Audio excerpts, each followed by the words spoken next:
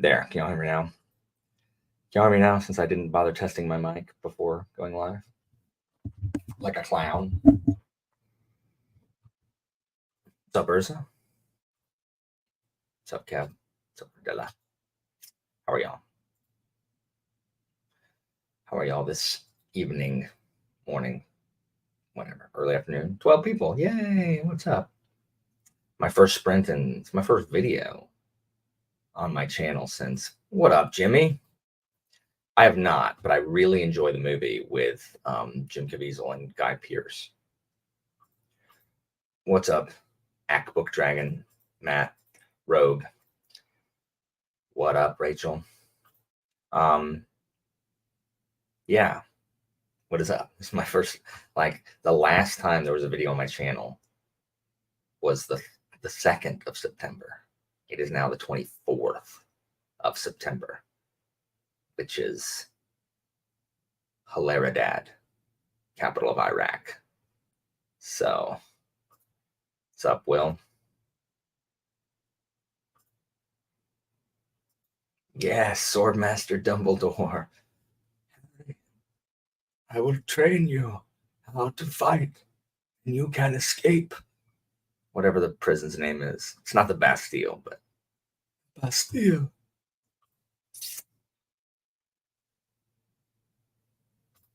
I have not been well. I have not been well, both physically and figuratively. Anita, aren't you at a thing? Oh, you are. Okay, I know you're having a discussion. I'm not interrupting it. Like I didn't break into your programming. Woofda. Yeah, I want to read it. Nice. Malevolent 7 pleases me. Yeah, there it is. Chateau d'If. What's up, Alethea? Yeah, I love Richard Harris in that movie. I mean, I love Richard Harris just in general. So I have not played it because it takes a lot to get me to play an indie game, and that's so elitist. But the problem is I have too many not indie games to play, and unless I mean it's a similar thing to self-published works, is that I don't have an unlimited amount of time, and while many actual traditionally published works and not indie games also are not good, like I understand that, it is less of a crapshoot for me in general. And I mean, you don't get mad like if you want. It's just harder to sift through what's good and what isn't. So I don't usually play indie games unless I hear a ton of buzz about it, and especially from people I know. So I've heard that Sea of Stars is good, but I just don't have time to play it. I'm in the middle of Boundless Trails, the Legend of Nayuta, which is an offshoot of the Trails games, and it's so much fun. It's so much fun. Oh my gosh, Falcom, like I love Falcom. Like Falcom is one of my new favorite gaming studios. And we just got news. Oh my gosh, like that energized me. We just got news 2 days ago that Kuro no Kiseki, the new Trails game, the Calvard 1, Trails into Daybreak, they call it. It's coming out summer of 2024, and we did not have a release date prior. And I'm so excited. I'm so excited. Oh my gosh, it looks so good. The trailer looks so good. So I'm so excited to play Calvard 1. That is 100% true. Nayuta, the game I'm playing now, is short. I also am in the middle of a playthrough of Little Nightmares 2, speaking of indie games. And I'm also in the middle of, it's two opposite games, Little Nightmares 2, which is very short, and also Final Fantasy 16, which is not very short, and also not great. I mean, it's mid, and by Square Enix, whatever.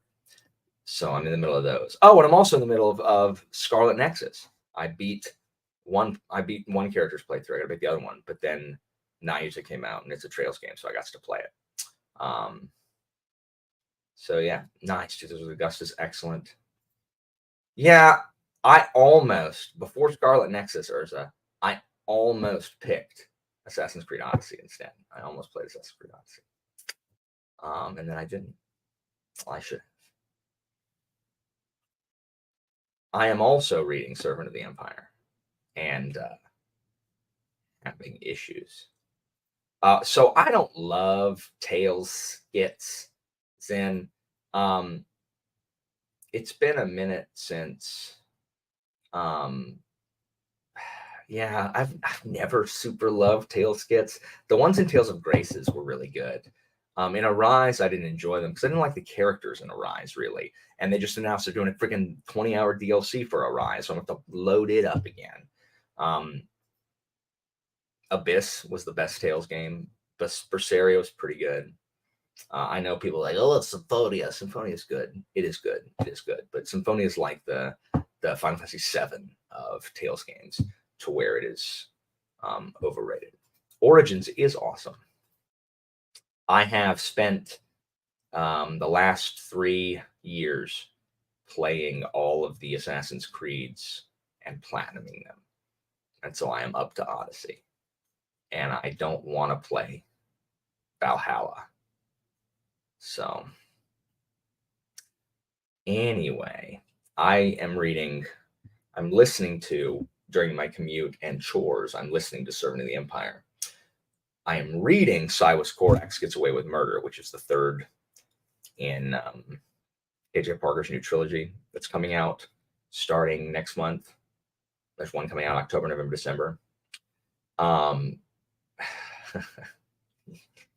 If you've read a lot of KJ Parker, it starts becoming pretty easy to predict some things that are going to happen. I told Anitha when I was reading the second book, I don't know how many percent it was. I need to look. I'm gonna look right now. But at a certain percent, I messaged Anitha and was like, hold on. Crap. Sorry, I'm gonna scroll past conversation about Downton Abbey.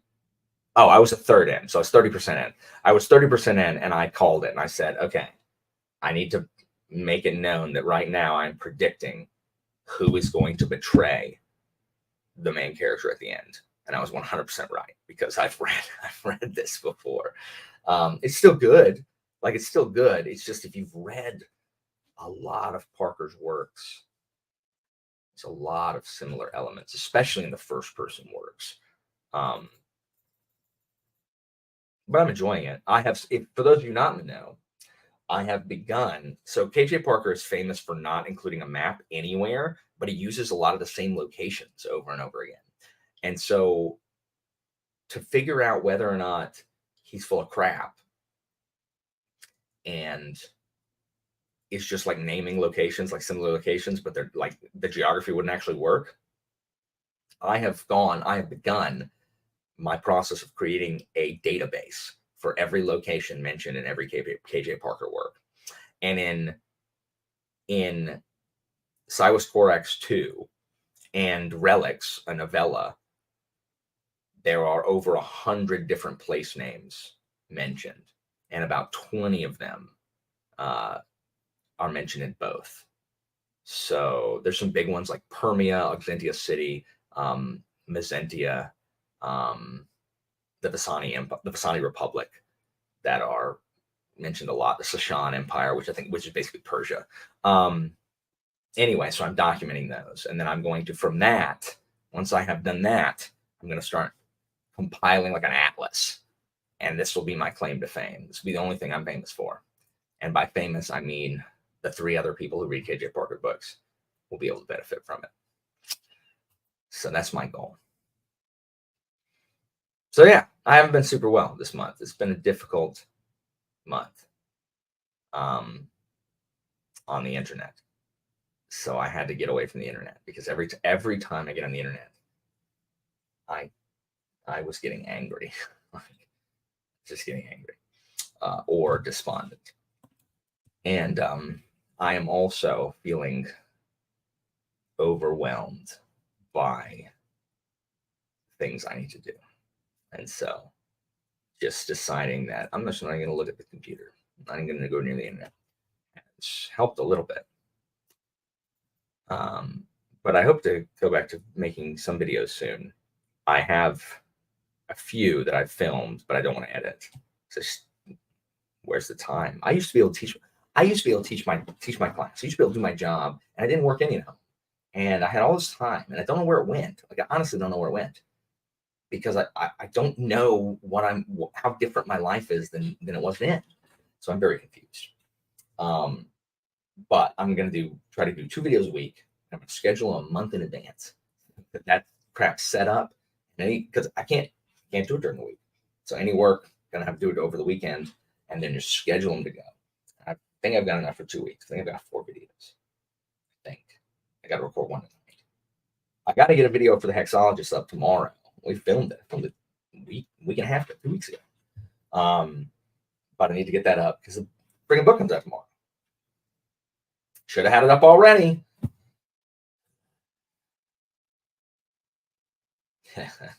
I should then.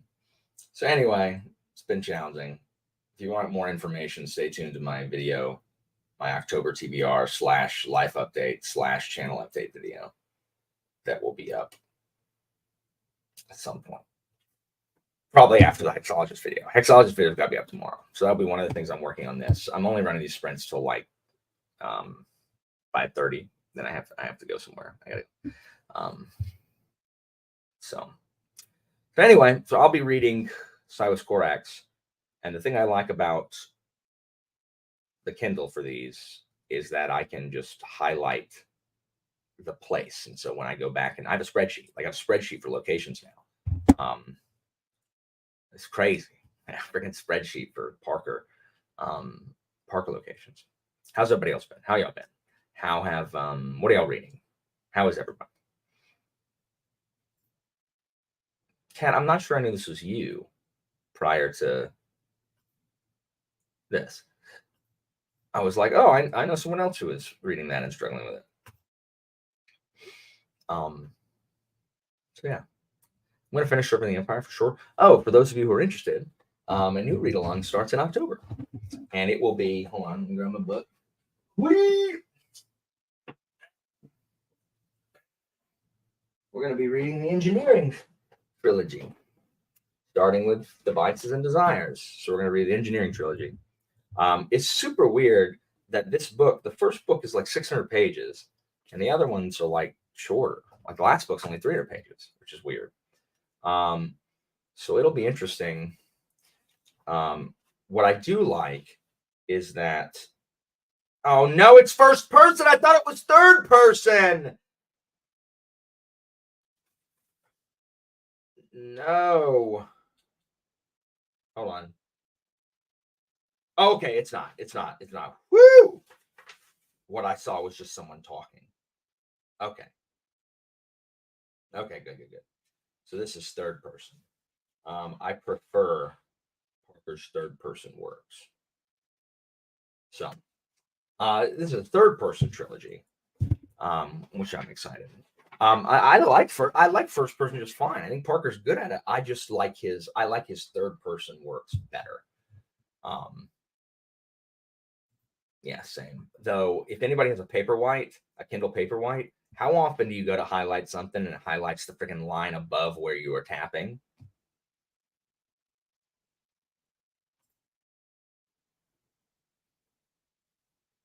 Oh, it didn't even occur to me that it's spooky season. I'm not reading anything spooky. I don't care. Literally, I have read one book this month. I started a book at the end of August and finished at the beginning. It's Silas Corax 2. And then I read Relics, KJ Parker novella. And I read a Powder Mage novella.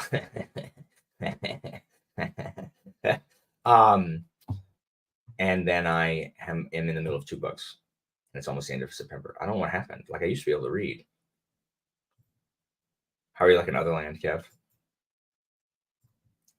Is it really? All I see. Really? I'm looking now. I thought it says cat. Kaat. Oh my gosh, it does.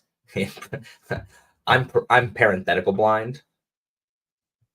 I just see the beginning and didn't see the end. It literally is. Oh my gosh. That's ridiculous.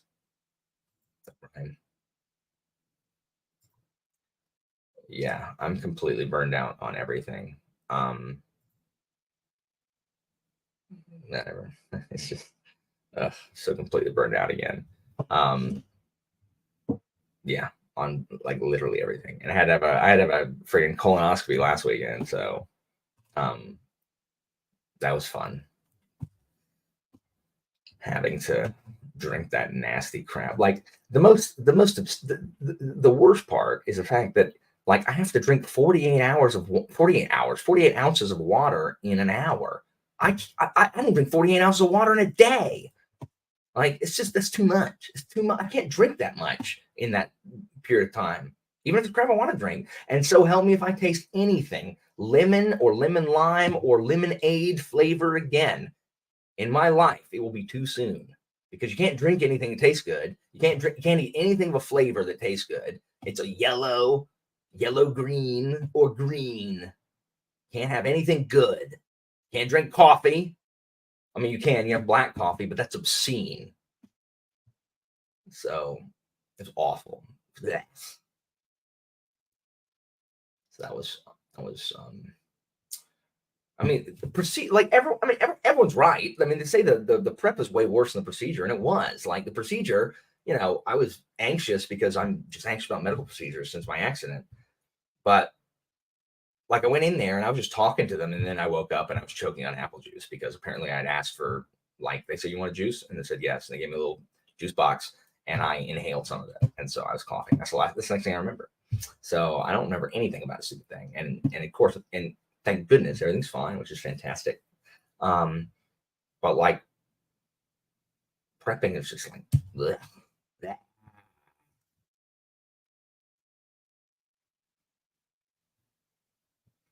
Oh, I really like the Kindle app on my Galaxy because it's easy to highlight. Like, but like I just wish it was a little bigger. Like I need like the Kindle app for my phone, but on a screen this big. I don't want a stupid big old iPad, like just on one this big. How do I get that? Nice. Like I've done, or is it, that is not true. Like, no, I can't do it. Like I can't do it. So I woke up because they said the day before you can't have any coffee. And I was like, you know what? They don't mean midnight. They mean 24 hours before. So I literally woke up. My thing was at 7:30 next day. So 24 hours would have been 7:30. So I woke up at 5:30 and had a cup of coffee with cream in it. And then I went back to sleep.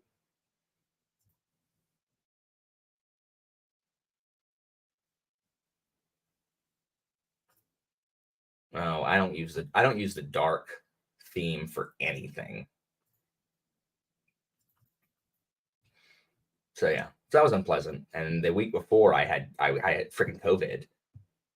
So I was just I had 100 and it was like 101.9 fever. It's the highest fever I've had in 20 years. And I could not break it. Like I could not break the thing. And I had to take a day off work because I was sick Friday night, Saturday, Sunday, and Monday. Ugh. So that combined with all the burnout from everything else, it's just like, what's the point?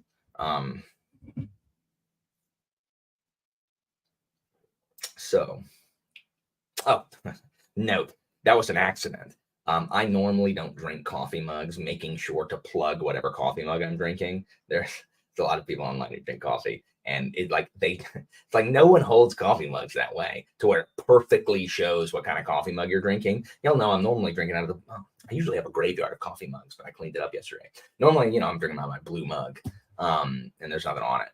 But I literally lifted it up. I'm like, oh, what a good display. This is a good coffee mug in that it puts what's on it out front with a way that people naturally hold a freaking coffee mug.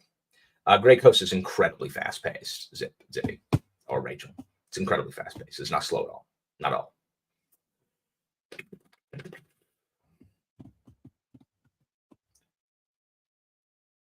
Oh yeah. Like not being able to break a fever. Like I had my heater running and I had 3 blankets on and it was 80 degrees in the house. I still couldn't break the bloody thing. So it finally broke, which was nice. So my students do not in any way appreciate the fact that I make them learn English derivatives that are from Latin words, words that you will see or whatever. And anytime I'm reading, which is a lot, and I come across, or I'm watching television, which is, more than reality shows where people only know 4-letter words, and I see one of the words I taught them, I screenshot it or take a picture and send it to the Discord. They don't appreciate it nearly as much as they should, because they sit here and they make fun of these words that I give them. And, then I show them, and it's like, what's y'all's problem? Like, here, look, like literally, I taught them internecine wars. I taught them internecine comes from neko nakare, to kill. And I read that today and I sent it to them. Bitter internecine wars, it said. And I also, one word they are obsessed with is succor. I taught them the word succor, and they like it because it sounds gross. So I told them that they should, in other classes, they should raise their hand and say, could you please offer me succor? I require succor for this assignment. I don't know if they've done it or not. They should, because many of their teachers probably don't know what succor means. But they definitely should.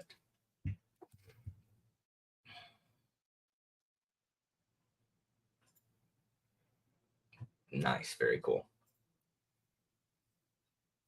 So anyway, so yeah, what's everybody gonna be reading? I'm gonna read Silas Borback's. For the next one, I'm only gonna read for this one. For the other ones, I need to film video, but I gotta wait till Christina gets home because I need her to jump in on one of the end of these, and I need to edit, and I should probably do some school stuff. I have a notebook that I wrote down a checklist of things I can do. I didn't do any of them. I guess I'll clean the floors for one of them. We'll do housework for one of the sprints. Excuse me. Nice. My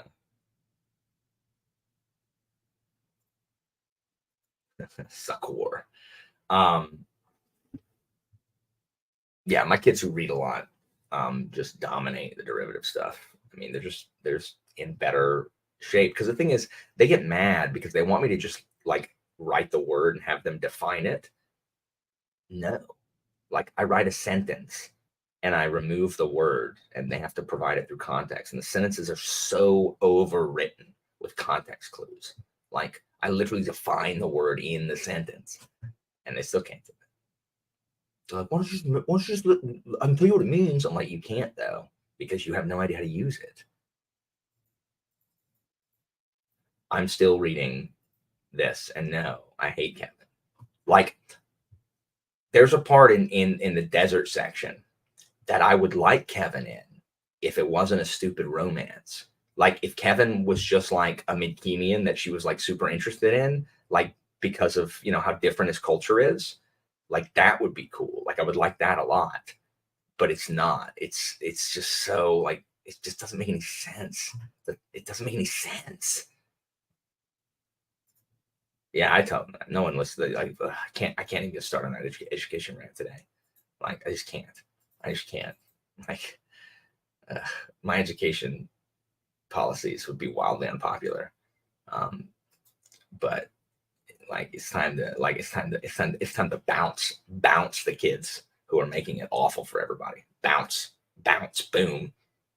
You get to go to Rosenwald. Enjoy. If you don't want to be in Rosenwald and do well there, you can come back. But boom, go over there where the other people don't know how to follow any rules. Think getting drunk at school is a good idea. Freaking clowns. I went to the freaking bathroom on our floor and found one of those little plastic, bottles of a fireball, right? There's a huge trash can, like right as you're walking in and out of the bathroom. like that idiot child left it on the ground on purpose so someone can find it. Because if someone didn't find if someone didn't find your bottle, did you really drink at school? Like, did it even happen? If someone doesn't know, like, stupid idiot kids, they put it on the ground so they can take a picture of it, be like, oh, look what I did. Okay, you're a moron. Congratulations. Like, I hope you get found out, and then someone actually does a zero tolerance policy and bounces you out. Zero tolerance means zero tolerance. Like, stop with this freaking like, oh, zero tolerance. Oh no, we're just gonna give them IS. Bounce them. Bounce them. Bye. Boom. Seriously, skip them across the river. Boom, boom, boom, boom. See how many skips you can get. Bounce, bounce, bounce. Dribble them from half court and then shoot them 3 points. Bounce them. Ridiculous. Like all these destructive children. Bye. No, sorry. Guess what? Bye. High school's required, but going here's a privilege. It ain't your dang right. Educate you with everybody else who wants to tear stuff up. See ya. No any tolerance for that. Like, I just don't understand why unstructured time has to be like, what if I just destroy crap? Over it. What if, and this is just me spitballing, what if we had consequences for things and people were held accountable for the things they do? What if, like, not just at school, what if just in general? Like, what if just in general we had consequences for things and that people were held accountable for their behavior? Like, what if? Ridiculous. Anyway, I ain't getting worked up. My resting pulse is too high. And I'm starting to get worried. And it got really high at school this week. So I've tried to cut back some on caffeine, switching to decaf. And try not to get worked up so much. So left weed / work / whatever. I will be reading this. I'm only going to read this time because I need to do other stuff next time. So let us squint. Let us squint, my lord. Yet, my lord. Yet. What is that from? Something I listened to. Yes, my lord. I don't know.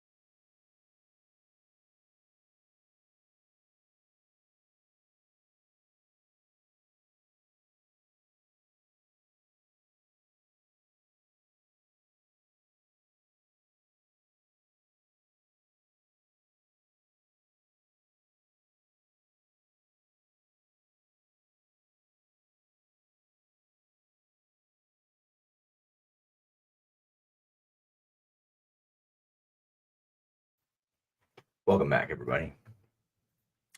Mitch. I mean, there aren't a ton of Scipiones in history, really, but I mean, Africanus, because you cannot say Africanus, but Africanus, and then probably I don't love Aemilianus, so Africanus, and then maybe his brother Lucius Asiaticus, because I like the period of the Macedonian Wars and dealing with Pergamum and stuff. So maybe Asiaticus, and then Scipio Nasica for leading the mob that murdered Tiberius Gracchus. So those are my answers.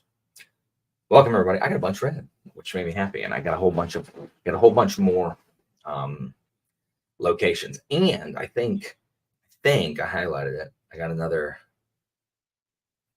legendary figure and place that links to one of the larger short stories in, I think, Father of Lies. I think I gotta go look. Well, I'm too lazy to go consult, but I did write it down.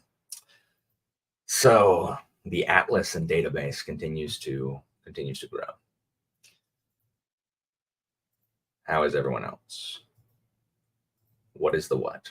Read 20 pages, nice. I saw your chapter 19. I'm on chapter 13, realignment. So I'm not quite as far as you. How many chapters are in it, Kat? Can you look? I don't have my hard copy on me. Well, I suppose I could just. Got 13 hours left on. Oh Lord, there are 27. I'm not even halfway done. Dadgum. Almost halfway, I guess.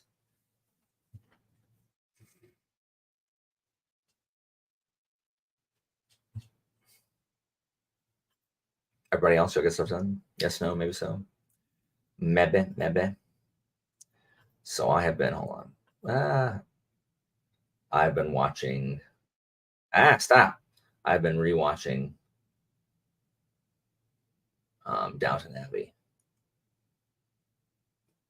I don't really know. Oh, I think Anita was watching it and it reminded me how I felt about Downton Abbey. Though on this pass of Downton Abbey, I've realized what a melodrama it is. Like everything is like, especially Anna and Bates. It's just like, oh my gosh.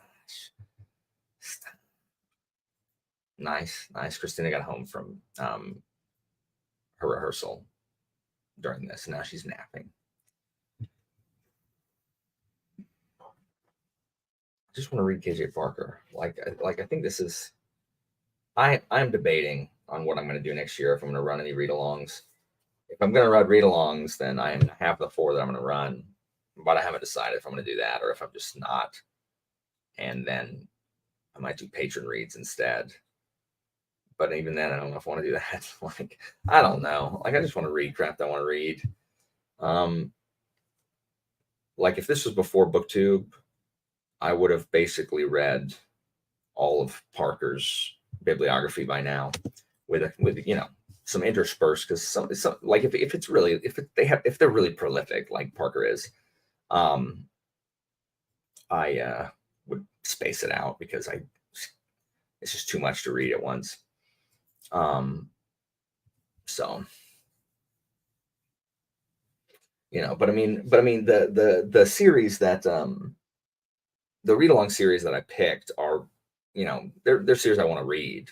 They're trilogies I want to read. That's why I picked them, and it might be the impetus to make me pick them up because ain't nobody else gonna read them. You know what I mean? Like one's a KJ Parker trilogy because I'm gonna read those anyway, and the other 3 are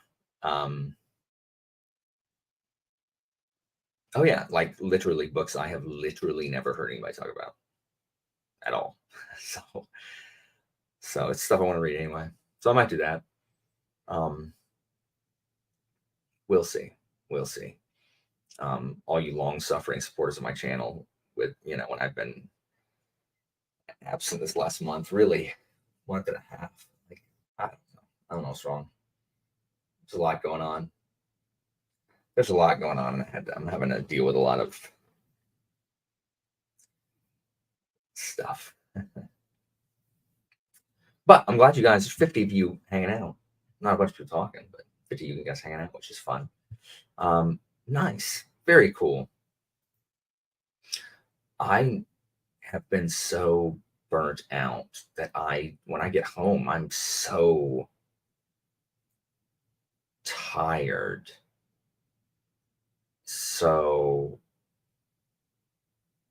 I just sit there and watch TV while also playing video games. It's the only thing I have energy for. I don't even have the energy to read. And you would think that like it defies, it's counterintuitive to think that reading takes more effort than playing video games, or, because one is more active, but reading definitely takes more of my brain power.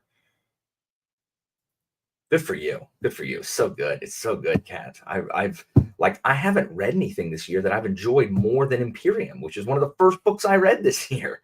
In fact, the first book I read this year was Small Gods, and then Tyranny of Faith, which I really enjoyed. It was the third book I read this year, and I have not yet found a book that this year that wasn't a reread that I enjoyed more than Imperium. I really, really liked Imperium.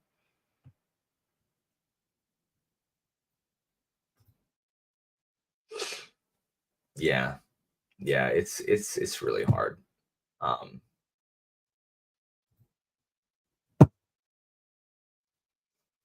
It's just really hard. And I'll talk more about this in my video I'll put out. Just like the comparison game, like I already struggle with incredibly low self-worth, and playing the comparison game just makes it even harder. It's like, what's the point in anything I'm doing? Like, what's the purpose of this? It's also hard when I am not saying that the people who win at my school do not deserve it. That's not what I'm saying. But I work harder than many of the people at my school. And I do more for these students outside of school and talk about education more than most people I know. And yet I am never nominated for Teacher of the Year at my school by my peers. My buddy Bell always nominates me because I nominated him when he won. But it's never enough to get me on the ballot, except once, and I didn't come close. And I've been there for 11 years this year. And it shouldn't matter, and it doesn't. Like my principal knows I'm good at my job. My kids know I'm good at my job. The kids don't vote. People I work with vote. But it's really frustrating because a lot of times on the ballot, there are people where I'm like, I'm sorry, what? I know for a fact that children watch Netflix before the district banned Netflix. Like, I know for a fact that's all you do in your class. That's what all your students tell me. Really? Okay, I guess. And it doesn't matter. It's just, it only matters when I'm already depressed. But Bell, my teacher friend, teaches engineering. He and I are like the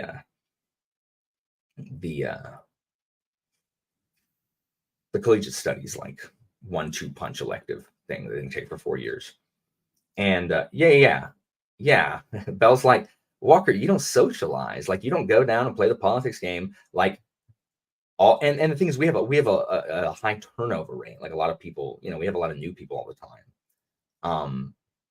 It's like, Walker, the thing that most people know about you is that you're better than them at trivia. And people don't vote for something like that. People don't vote for the guy who's better than them at trivia, because that is really all I have, is that every year at in-service, they play trivia like on our phones, and I win a lot because it's all I have is stupid knowledge nobody cares about. So they make like a in-service bingo. One teacher makes an in-service bingo, and one of the spaces is Walker wins a trivia contest, and that makes me happy. Because I never win the wheel. There's always a prize wheel, Haven't won in the 4 years they've been doing it. I haven't won. Never lands on me ever. But I do win the trivia. I do win a prize at trivia, which makes me happy. So anyway, who cares, right? It's just like, okay, well, what if I just didn't do anything? What if I just didn't do anything? And it's not like the children I teach are like tripping over themselves to tell me how appreciative they are, right? Like, they're certainly not. The type of student that is more likely to be involved with my club and my classes and me in general is not the type to be the overflowing with their emotions. They're not really, it's just not really the type of student that is attracted to what I have to offer. So for what? I love Sarah. To talk about to have therapy like online, that'd be fun. What school system? Oh, the school system in Florida is just, it's just not good. My current issue is that there aren't any consequences for anything. And why are y'all upset? Like, literally, I'm not the freaking national broadcasting system that can like interrupt your programming. Like, what's your problem? Oh, my time's almost up anyway, but I have to go read again. Yeah, see, I need to do that too, but I just don't want to. I really just need to stop giving a crap. I just need to teach from a book and just do the stuff that the book says and just go on. Because then I'd be so happy because I wouldn't have to do anything extra. I can just do it from the book.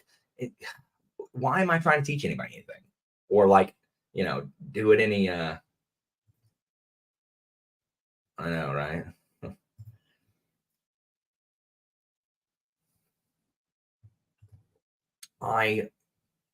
Okay, so all of you people using caps, y'all know that like y'all can't just subsume my essence, right? Like you can't just all of a sudden start using caps. Like you can't. That's my thing. Stop it. Stop stealing my identity. My identity is not strong enough for it to be stolen. That's a good point. Do you want to join a CD? I don't know why. Like, it was supposed to be between me and Laura. Like Laura and I were supposed to do one back in August. And I guess I was talking about it with her. I know I didn't invent caps, but I was the first one to use it to make sure my comment was seen in this group, this corner of BookTube.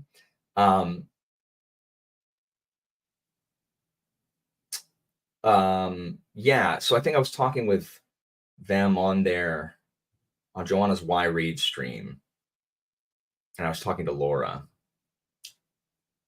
and I think Laura was like, we can invite Joanna also. I'm like, okay. I think that's how it started. So I think it was just me and Laura to start with. Yeah, the problem is there's so much work and it's part of my stress. Ryan, I'm going to go ahead and you get 10 personal points for writing the word gasp. It makes me so happy because I do that in real life. Like in my class, when I'm talking about something and something surprising happens, I don't go, I go, gasp, because it makes me happy. At any rate, one of these days, people are going to get sick of listening to my self-pity on stream. Dude, it's on my list. Like, I laughed at that game when I heard about it, but it's gotten such good reviews. So, yes, because even when I can't read, like I can't summon the energy to read, I have to work. And so I've got about a 45-minute commute. Well, closer to an hour. Well, it's like 50 minutes, like 30 minutes on the way home and 20 minutes on the way there. So I can, get that time in. The problem is like I often don't want to listen to an audiobook in the morning because like I'm just waking up. So I don't.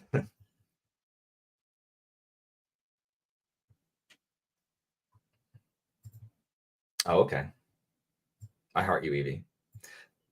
Evie, I have not gotten a chance to show this off. I will show this off. Evie sent me this gorgeous copy of freaking Age of Ash by Daniel Abraham. Like, ugh, such a good book. It's like I'm so excited to read the third one. Thank you so much, Evie. No, I know you guys should. No. Anita. I am still reading it, and I am still. There are parts that I'm enjoying. It's just, and it's for my read along, and I would be. I mean, it'd be weird if you didn't read a read along book, Anita. Like, since we've been friends, you've read every book that I've read, even ones beyond when I've read, and I've stopped. So I'm still reading it, and the parts that I like, I still like. There's just a lot about it that I don't like currently. Um,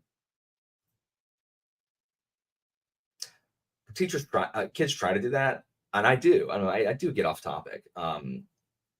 When a kid tries to distract me from doing work by doing that, like, I'm not dumb and I can recognize it, and I'll instantly get back to back to the lesson if they do that. I appreciate that. That's so nice. Um, yeah, it's the sub press edition, Chris.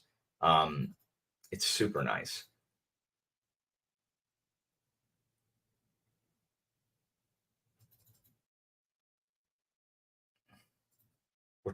The only character we're talking about is Kevin, and if you're like, if you think that her being in a relationship with Kevin is a spoiler, it's on the back of the box of the book, and it's literally in like chapter 2. So that's not a spoiler, Anita. No, it's not. It's not that fancy, which is sad. It's oh, it's a tear. Ah, my hands start sweating when I touch it. Ah, ah, ugh, I hate that material. Ah. But signature. So,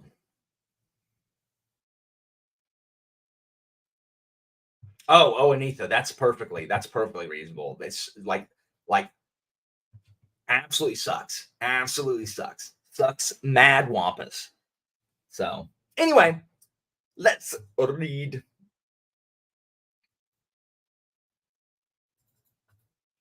Yeah. I'm gonna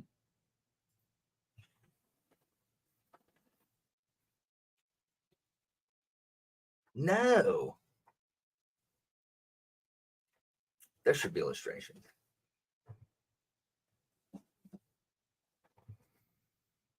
Yeah, I don't know how they can love it as much as they do with it being the way it is. Now I'm not like I don't hate it, but I definitely, it is not the first book for sure. Anyway, let's read this. We'll talk about this more.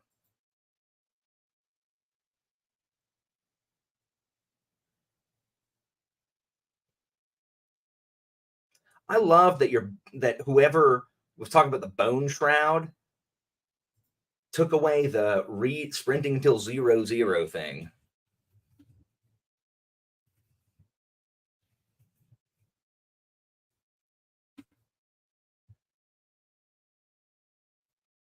Bone shrouds ready.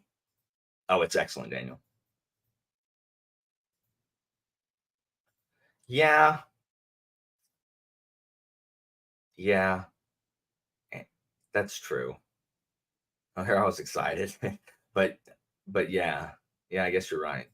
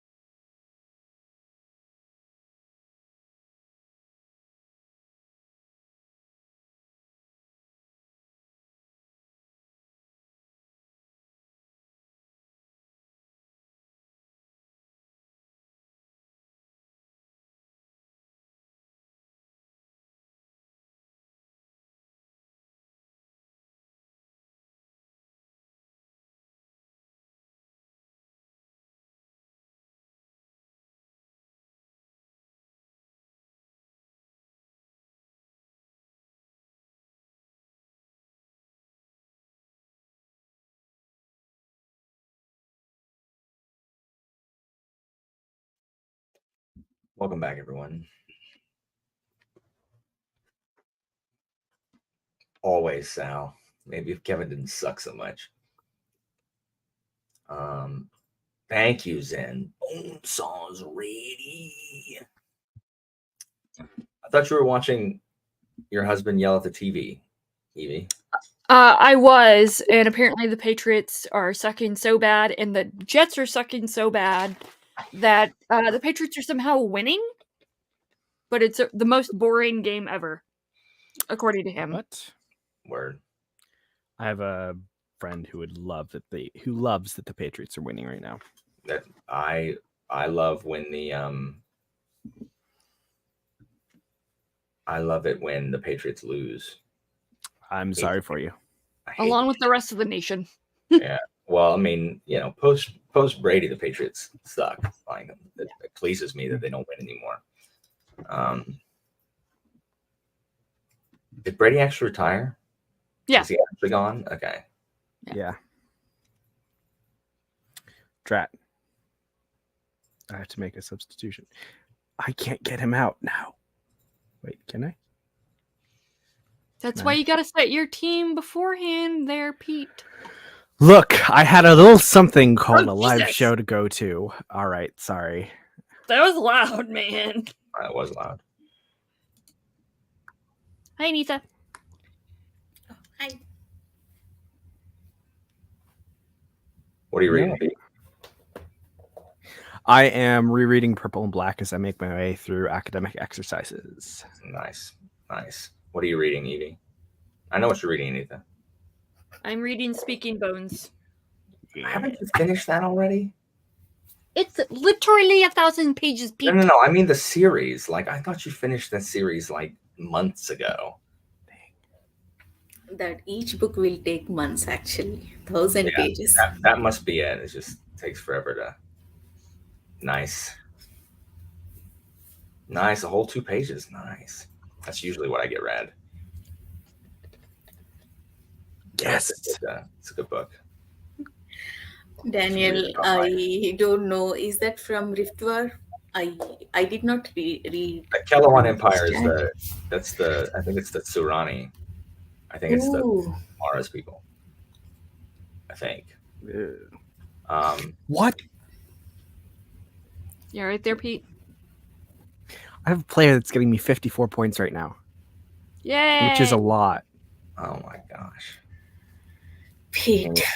Anita, it irritates me. Like, I'm glad I have Silas Korax, but like the fact that freaking NetGalley won't throw up House of Open Wounds. Like, I'm like, what's going on, NetGalley? Like, what is this trash? And if I log into NetGalley UK, again, it knows where your like base is from. But if you log in NetGalley UK, it'll give you access to his new like sci-fi book that's coming out. And I'm like, that's cool, but can I see the other one? Like, why can't I see this one, not the other one? Ask someone to share PDF with you. Do you have it, Anita? No, I don't. No, I don't. Or she'd be reading it. On your net, if I had you don't even have to ask. I would have already shared with you. Does it appear on your NetGalley? It doesn't? Freaking, I guess it's just Kyle then, who apparently made an account that was, see ya, good luck on the flight. Hedy, hope that is so. I mean, so far, people I check it literally every day. Not in. Check it every day, and it does not want to pop up. That's how This is the cover cell. This is backside. It's the same one that I have, Anita. Oh. What the fwick? Makes no sense. Like, why can't I access it? I mean, I could do like Kyle said and make a brand new account. But that's a lot of work. And yeah, it's just too much work. I don't want to do that. So I'm just going to wait. It's not like I have an absent of things I want to read. So you could just wait until it officially comes out and get the book and read it. I mean, I could, but like, I don't know. I'm where I'm reading certain books like that I started on ARC. So I guess I'm going to read every one of these on ARC, I suppose. And I wish it would stop because it's always this time of year. They all the arcs pop up. Boop, boop, boop, boop, boop. Maybe December it'll come out because that's when City of Last Chances hit NetGalley was December of last year. I thought City of Last Chances released in December for UK. Didn't release in December for UK. It released in March and May for us Americans. Yeah, I guess I'm remembering you reading it in December and thinking that's when it released, and I was getting excited I'd read it in December. I need to make a stack of books that I need to try to read for the end of the year. I have so many NetGalley arcs. I have Service Corax 1, 2. Third, I applied that it not approved yet. And I have the sequel or prequel to Legends and Lattice. Bone bookshops and bone dust or something. Yeah, that audiobook I have. And I was something else I forgot. I'm not reading. I read like 2 books this month so far. That's it. Yeah, same, Anita. I'm gonna finish Cyrus Corax 3. I'm gonna read the Engineering trilogy. Those are guaranteed. I'm gonna finish the Empire trilogy. Those are guaranteed. But I need to read Spider Key and Gaijin and Scarab Path. Yeah, that's on my must read list. Yes. I need to at least read Jade War and Voice of War because I promised both Zach and Charmaine. So I need to read at least those. Should just read Jade War with Tori's channel on next month. Why? Because a lot of us are reading it. Why not? No, no. Like I'm not going to read it with anybody. I'm going to read it when I can fit it in. And by that I mean I sure hope that during Thanksgiving and Christmas break, I read a lot. So time to do some all-day sprints. Yeah. I mean, the problem is that if I really want to be productive, is that Anita? Are you scratching at the microphone? I'm sorry. That's me. Not me. Why did you directly blame me? Sorry, that was me. I'm sorry. Okay. Because I don't know. If I really want to be productive, sprints are actually counterproductive to that in that all this time I'm talking right now, I could be reading. The problem is that in reality, without the sprint, I don't read. I just sit there and do what's easier, which is play video games and watch Downton Abbey. So this gets me to read more. But if I was actually self-motivated, sprinting takes away my reading time because of all the talking time. But you know, I've read more in these last 2 sprints than I have this entire week. The entire week. So, but yeah. I understand. I have I just got a PS5, so I'm in the middle of trying to balance reading and Jedi Survivor and some other stuff. Sal, no. Jimmy every day tries to get me to play Baldur's Gate 3. I'm not going to do it. Because I already have difficulty putting my game down to do anything that I need to do, and it's not Baldur's Gate 3. So I probably won't play Baldur's Gate 3 till the summer. No, yesterday after finishing Fool's Quest, I was scrolling through Instagram and I got this game ad, Stupid Township or something.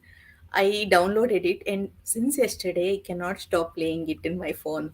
It's that's so stupid, it's like building farms and building a town. Yeah. And that's all I'm doing, not reading. I'm currently playing Boundless Trails, Legend of Nayuta, which I'm convinced is linked to the other Trails games, no matter what anybody's saying. But it's quite good. But I'm also in the middle of Scarlet Nexus, Little Nightmares 2, and Final Fantasy 16. Nice. Also, random side note about City Last Chances. It did come out in the UK in December, and the release date for House of Open Wounds in the UK is December 7th or 8th. Why did I read it in December then? I have no idea. Is it possible that you missed it on NetGalley? Did you get physical arc for that? You definitely read City of Last Chances in November. You posted the review in December. Okay. So I was remembering we go to Christina's grandparents, one in Thanksgiving and one at Christmas. I just swapped where I was because I knew where I was when I read it. So I read it at Thanksgiving, not Christmas. Gotcha. That makes sense. So maybe it will hit NetGalley in November, which is fine. I'll just read it during Thanksgiving. No. Did you see that? You've seen the title for that series now, right? For City Last Chances, it's called The Tyrant Philosophers, according to Amazon UK. Oh, really? Nice. Mm-hmm. Nice. It is quite good. I enjoy it. I enjoyed the first one. Yeah. I went ahead and just created a UK NetGalley account, and I requested it. Nice. So Evie has the in. Well.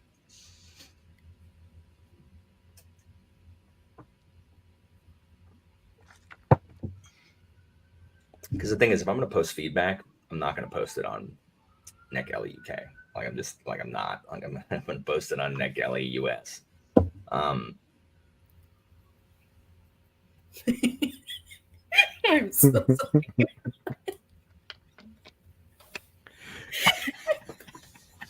What are you laughing at?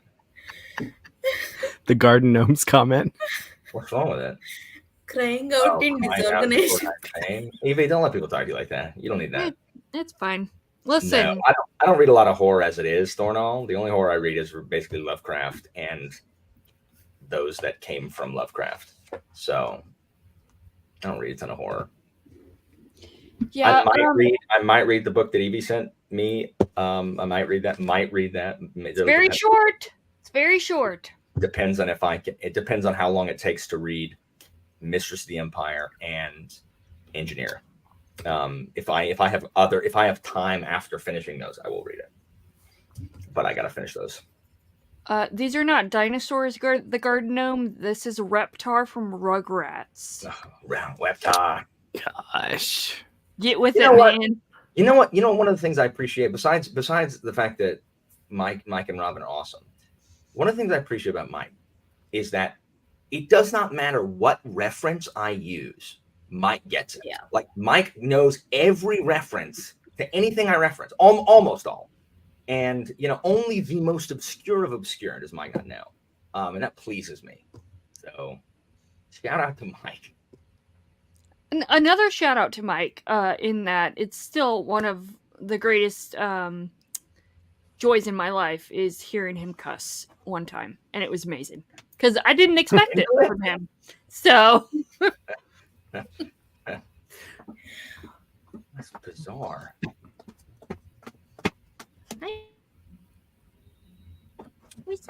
I know. Oh my gosh. I'm hoping to. I don't know what I'm going to do. I really should get some work done during this next sprint, but I don't want to. I would much rather read. So maybe I'll read for 1 more. How many pages left for you? For Servant of the Empire? Pages left? Oh, I listened to an audio. That's not what I'm reading. So I have no idea. I'm on chapter 13. I'm less than halfway. It's just I'm not going to finish it before the end of the month. Did Christina give up on the Vanished Birds, by the way? No, she just hasn't read anything in a while, like a couple weeks. She hasn't read anything. She hasn't felt super great the last week or so. Is it morning sickness or? No, I don't know what it is. I don't know what the problem is. Well, I hope she feels better. I'm gonna read Gaijin for sure, and then I'm gonna read Noble House afterwards, or King Rat and then Noble House, whichever one. Yeah, King Rat and Noble House. I'm definitely gonna read it. So, but I'll let you know. She hasn't put it down yet, so or else she would have told me. She read. I have that. I have Private Life of Elder Things. Wait, what? Tchaikovsky has that Lovecraft short story. Oh, I think it's right. Alan, which episode are you in? Downton Abbey.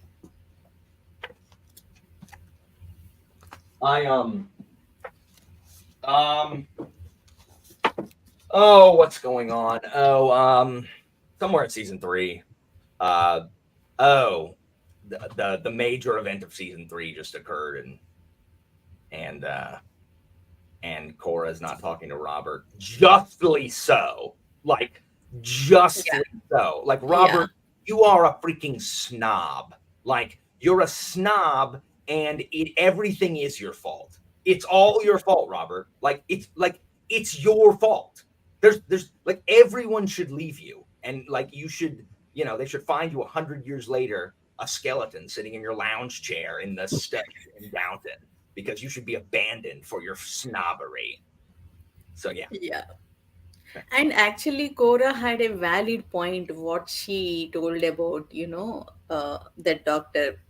You need to not Clarkson? talk so loudly like you're talking right now, because you're not being obscure enough for people who have not seen Downton Abbey.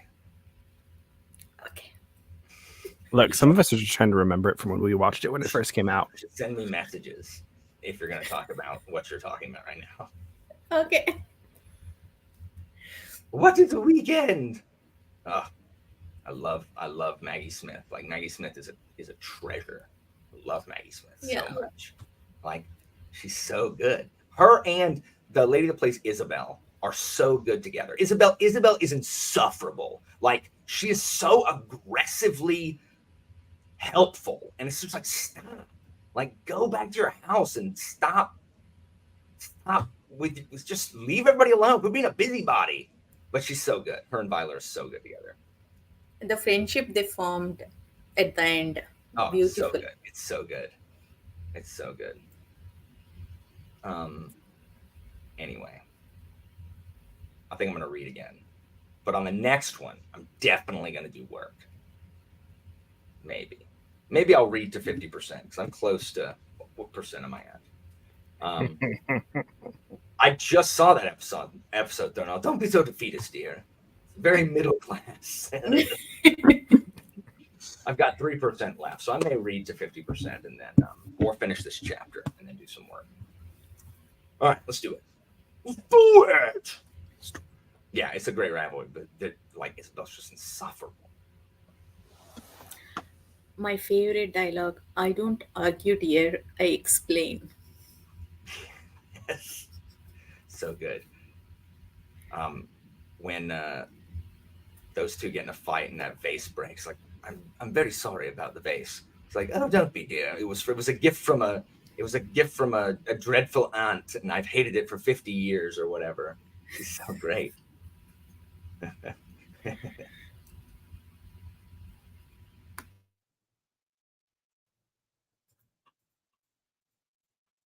I doubt we'll meet again. Do you promise? She's so good. Again, I hate Richard Carlisle. Suck it, Richard Carlisle. Anyway. She handles everyone so well. I mean, even mates, and the way she solved the difference between Cora and Robert, masterfully.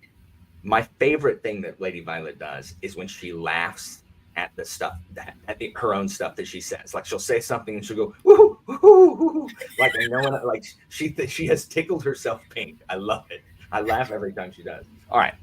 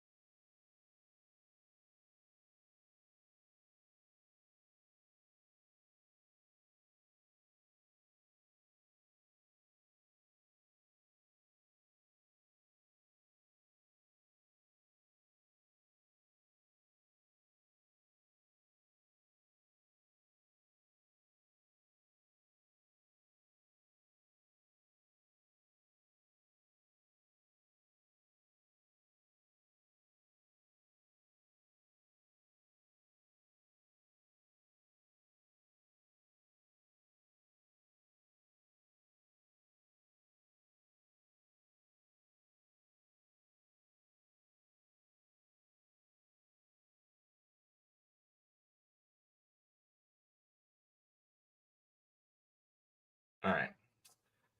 Welcome back. I finished my. Dang, what's up, Charmaine? I finished my chapter that I was reading. Pete is napping. Hey, Charmy.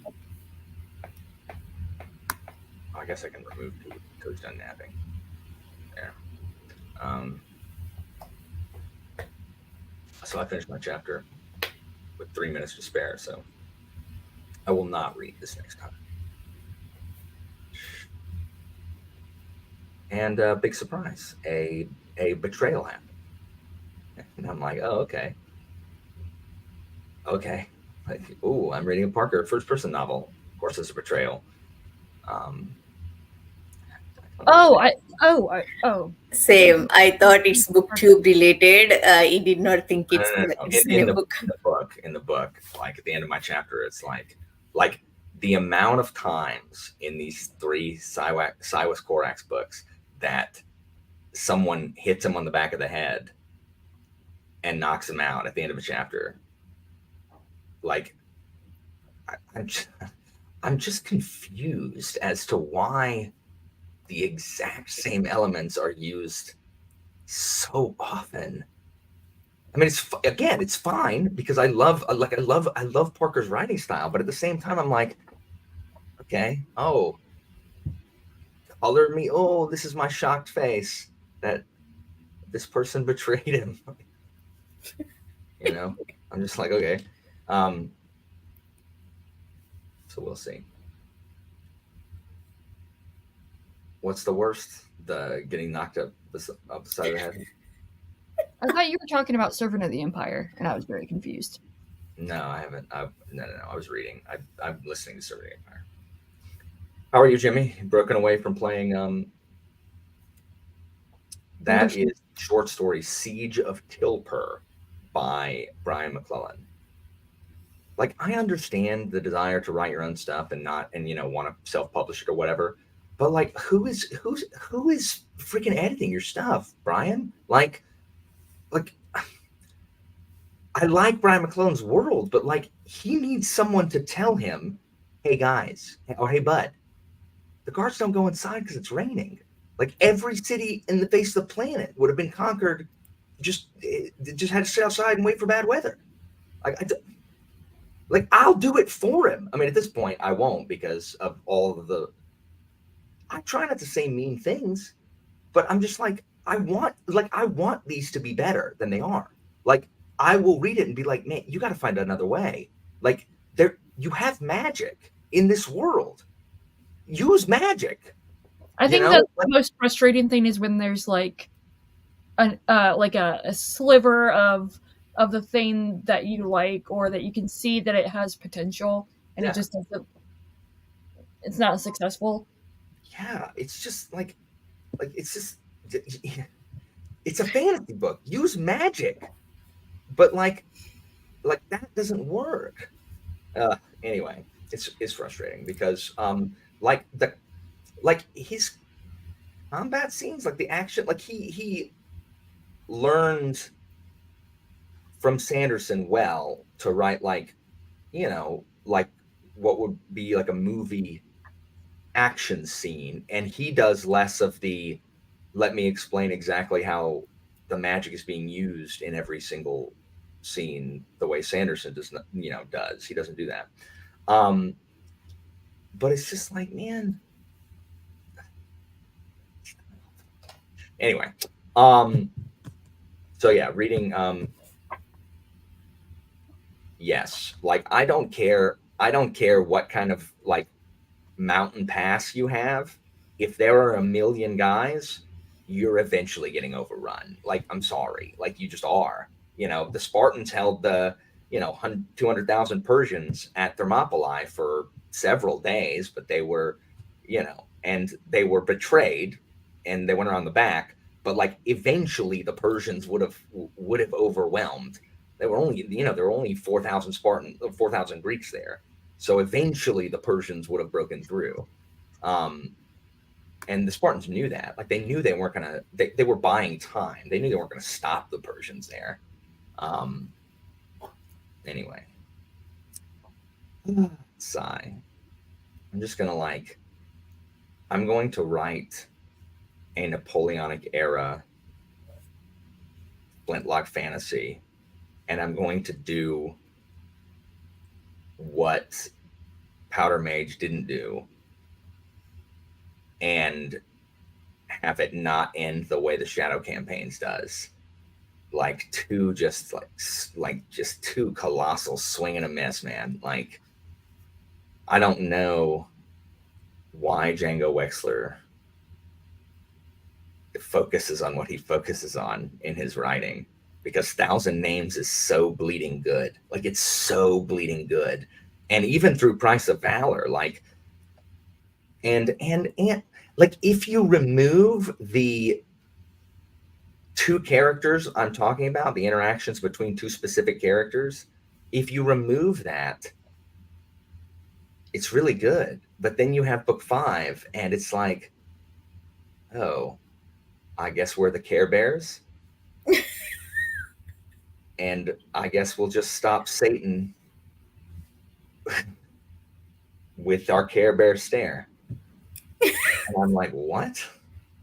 Are you kidding? So Shoot rainbows out of their hearts. it's very strange the path that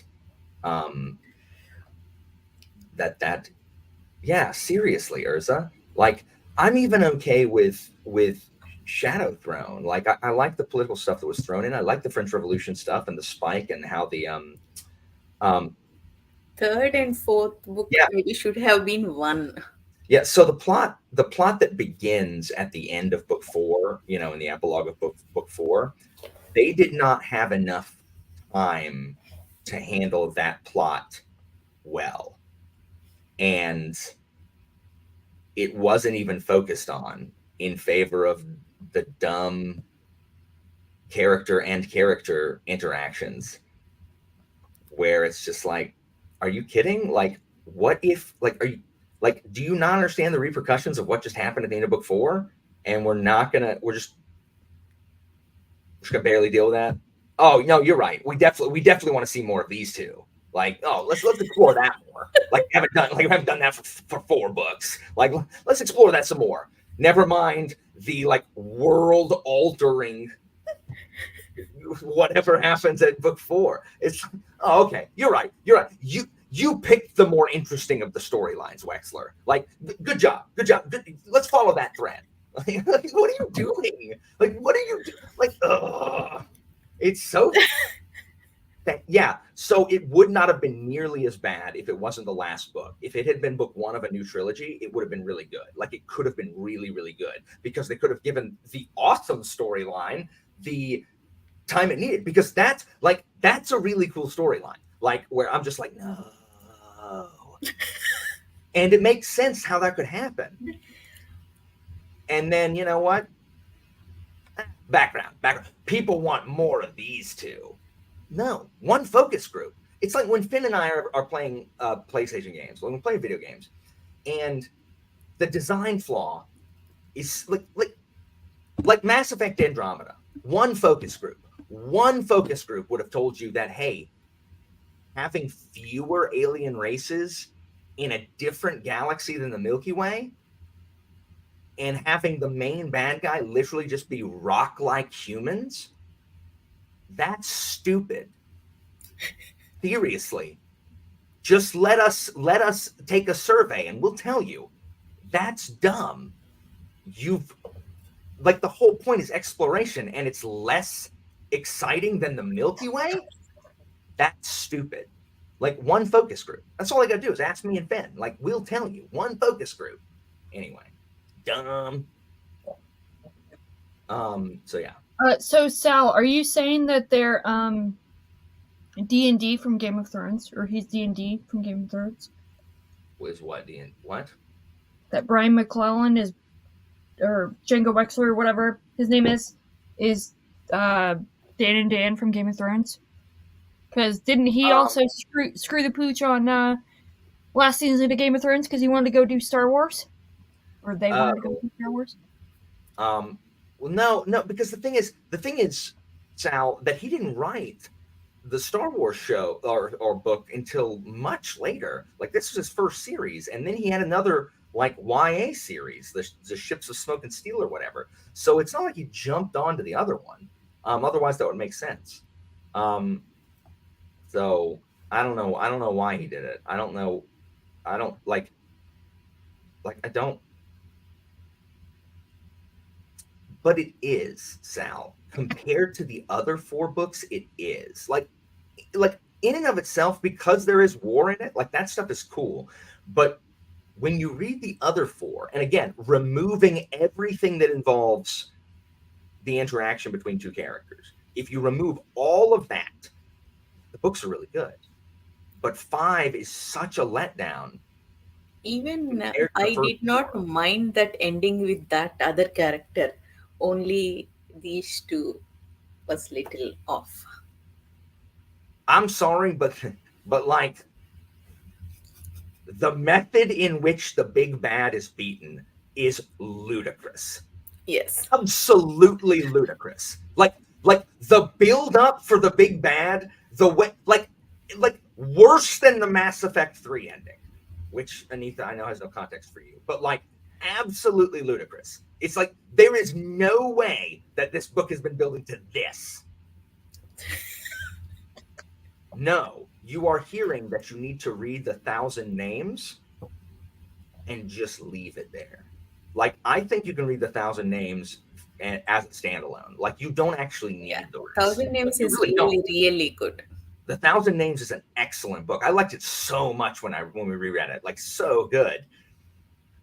And characters are, I mean, I wasn't expecting, surprisingly good. Not just the main characters, even the side characters he introduced, in the middle books, they are really good.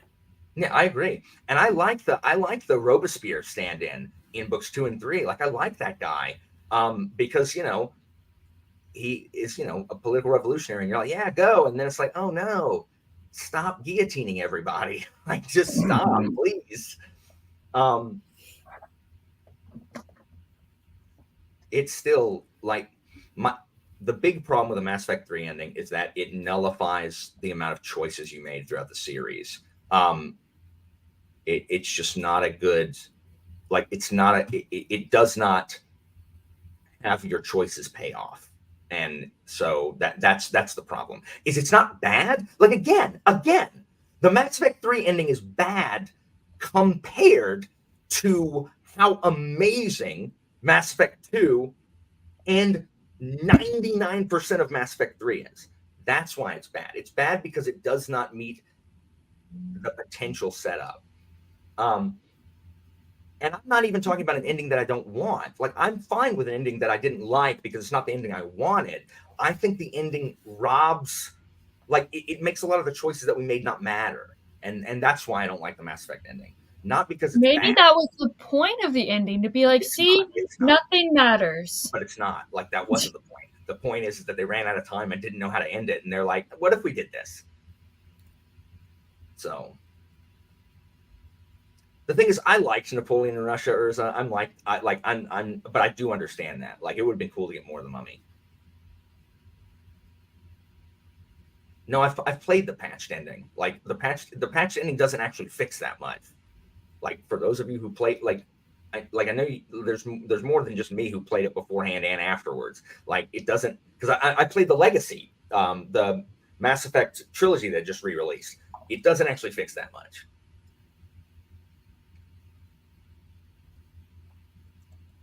Yeah, I just didn't enjoy it. Or, I mean, the game was fantastic. Just the ending is just like, meh. Still, like, it's time to read, but I don't want to, because as soon as I go to a sprint, I have to do work, and I don't want to do work. So I'm gonna spend some more time talking, because then I'll have to do some work. You can read. I mean, I can, but then that just means I'm just setting I'm just setting myself up for heartache the rest of the week by, not having the work done I need to do. which is depressing.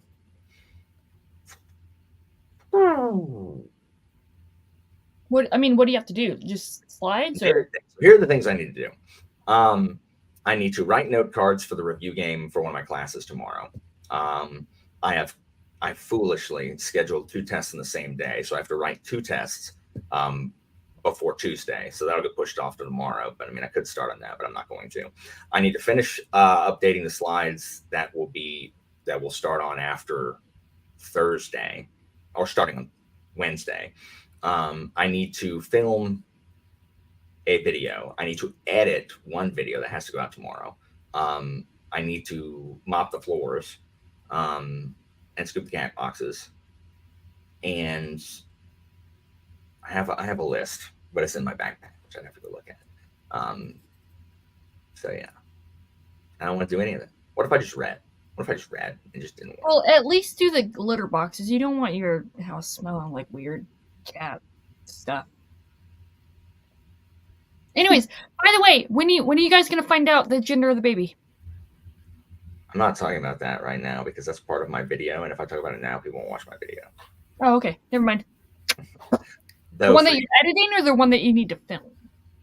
The one that I'm filming. Next week is your answer, and she took a video of her taking the blood or whatever to send in, and she wants to release it for the patrons or whatever. So she's editing that, and I'll put that. Also, I think we might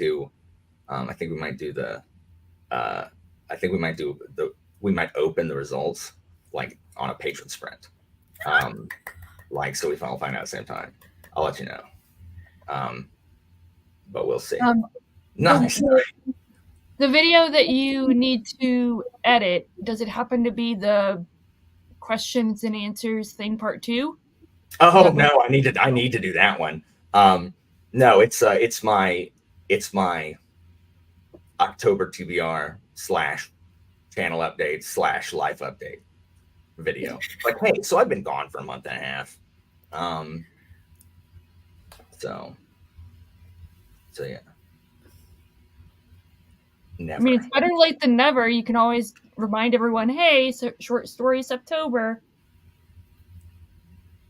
Are you still running it? Oh, you're still running it in October. September and October. Oh, yes. Okay, cool. Then yeah, I will do that. Sorry, I thought it was just September.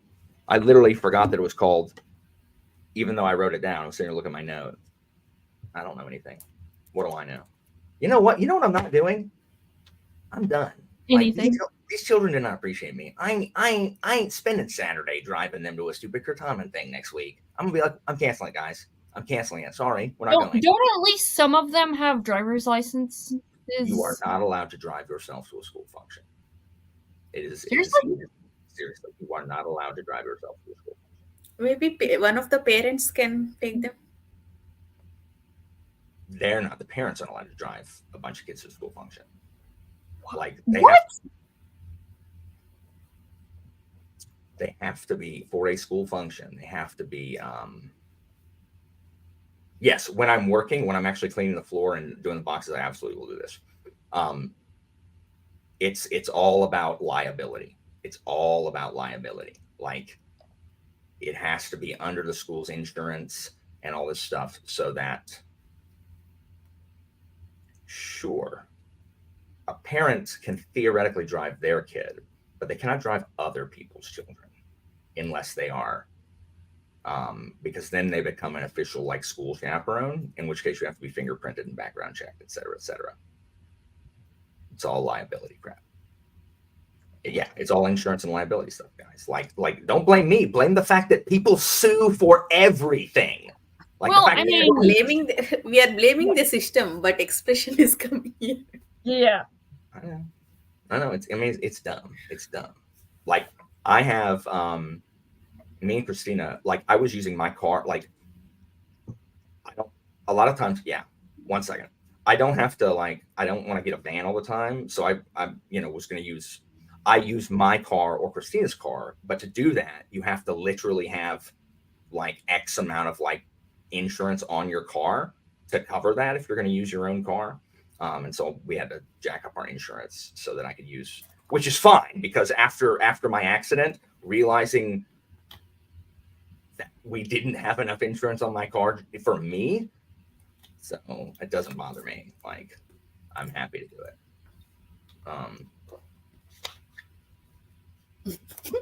My husband just got home, so I'll be right back. I definitely should, Jimmy. I should cancel on it. Jimmy, what do you think I should do instead on that Saturday, next Saturday, instead of taking those kids? What do you think I should do instead? Spend time with your wife? No. I'm gonna see what Jimmy thinks I should do instead. Anyway, let's read or do work. I think I will stupid hat boxes, then maybe I'll come in and read some.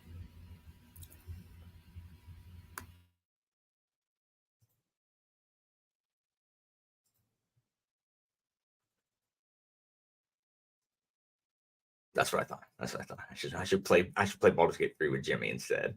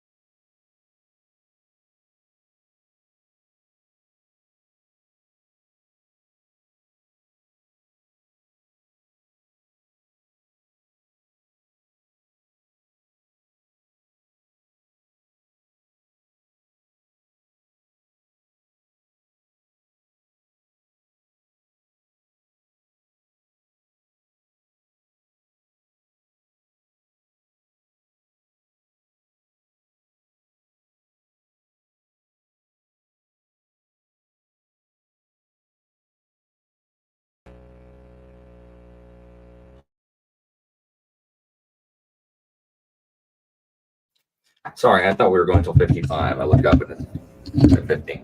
Whoops. Hey, Hello. hey. Thanks for showing up and adding your swarm of wasps to the stream. You're welcome. Where'd he go? Okay, he's fixing it. He's fixing it. It wasn't like that last time before you took a nap. Yeah. Oh, TK, don't worry. I haven't had sprints in like 3 weeks. I cleaned the boxes and actually started doing some work. I was writing index cards for my review game tomorrow. I really should not do this. I really should just like study for your test. That's what I should do. But so I got some of them done. How was your nap, Pete? It was a good nap. I feel less tired, but I'll probably still need more sleep later because curses of humanity. Yeah, I took a nap. I slept late yesterday and still took a nap. So freaking tired. So yeah, I did some work, which is good. I still have so much more to do, which is, big lame, but so I am pleased that you were reading Purple and Black, Pete. Yeah. I reread it recently, or I guess last year I reread it. Recently, last year, yeah. Of course, that makes sense. Yeah, I read it last year again, which makes me happy. Yeah, no, it still holds up. Still's like, I see. It really does. It's so good. Like, I love it. Next year, I'm going to reread the standalones. Yeah. I'm going to reread Folding Knife, Company, Hammer, and Sharps, and Savages. I read Savages during rehab, so I don't remember too much of it. Like the whole anything I read in December is kind of a blur because of the car accident and rehab and all that stuff. So I need to reread Savages. I'm also going to read Greatcoats again next year. I'm determined. I might do some of that with you. I know I want to reread Folding Knife. Word. Hopefully in the beginning of the year, I want to read Greatcoats in the beginning of the year. Do what? You want to read Greatcoats at the beginning of the year? Oh, that's fine. I'm not doing another sprint because I have to dip out. But I'm going to talk for a little bit, and then we can dismiss. I have men's group tonight at 6. So, but I guess the plane ride was good then. So yeah, Woodley Greatcoats. At some point, I'm going to send to the council room the series that I want to read next year as possible read-alongs. I mean, they may not be read-alongs. It may just be like, hey, so I'm going to read one of these a month or whatever. But yeah, actually, I do want that notice so that I can plan. For sure. Of course, Anita. I want to read I'm definitely going to read the Two of Swords trilogy. Oh, sweet. I have that sitting there waiting. That'll definitely be one of them. No, I'm not allowing a vote. I'm going to do it. People can join me or not. I didn't do a vote this year, and it's worked out great. Hey, guess what? Like 3 series that I've enjoyed, and I didn't give anybody a vote. What a surprise. Democracy doesn't work for this. It doesn't work. Benevolent tyranny is the only form of government that works. So how about that one? Joanna always says that I don't ever invite her to sprints, even though she's literally in the council room and literally can hop on any one of them, and she never does. And she's always like, well, you start too late. Yeah, you're right. 1 in the afternoon is really late. Like, I can see how it could be bedtime. Yeah, and guess what, Ryan? We are still pals, and that that can happen. So, like, I don't understand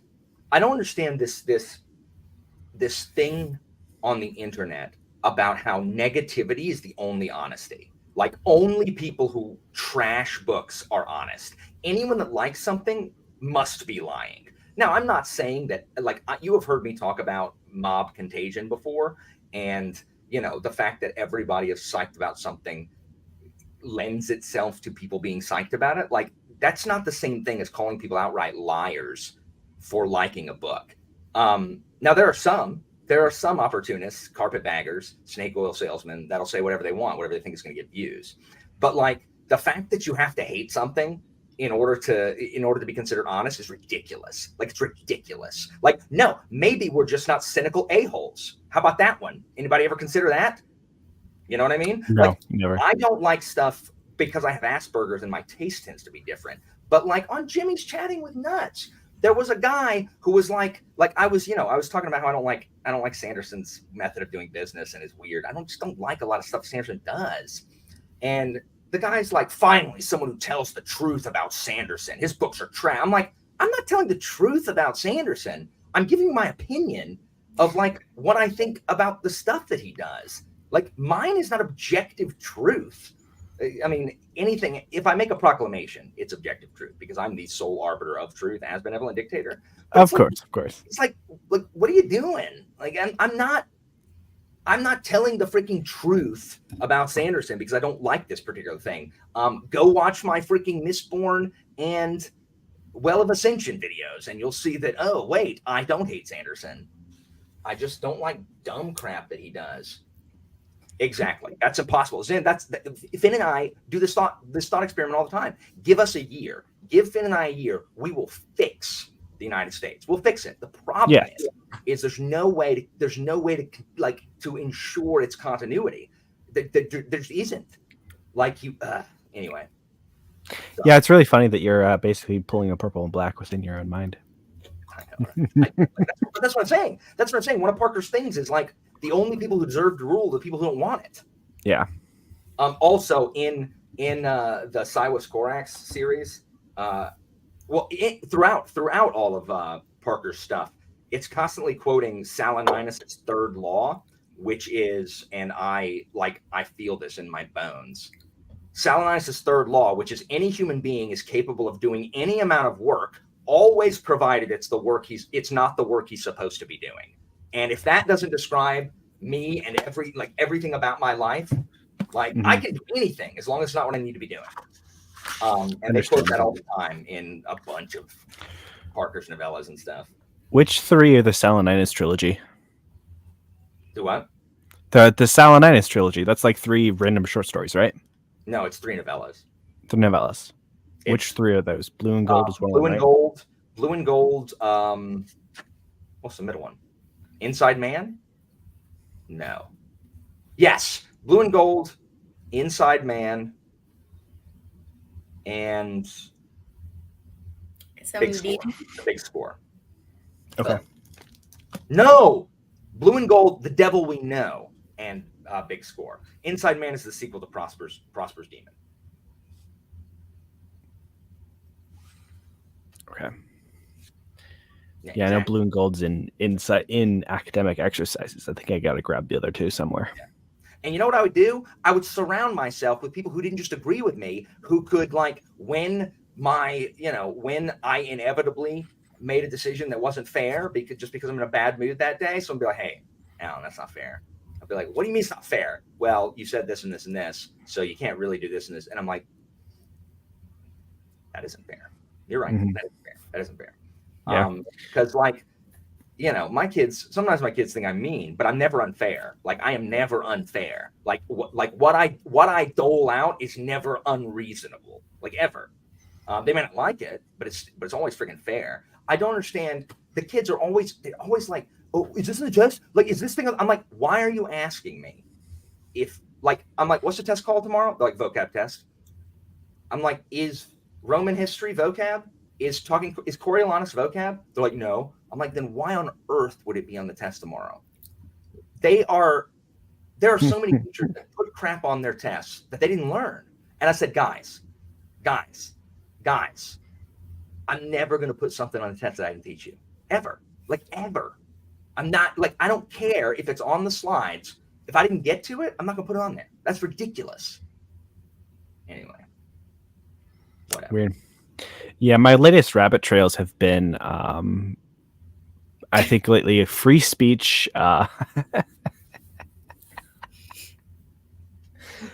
Free speech court cases, so Supreme Court cases, and reading the opinions on those. And one of the quotes that recently came across that I really liked was that discussion affords ordinarily adequate protection against dissemination of noxious doctrine. Noxious, good word. Yeah, noxious is a great word that's not used much. But For the derivatives I gave my kids. Oh, really? Nice. And I feel like that's not done enough nokea, nowadays. Which means to harm.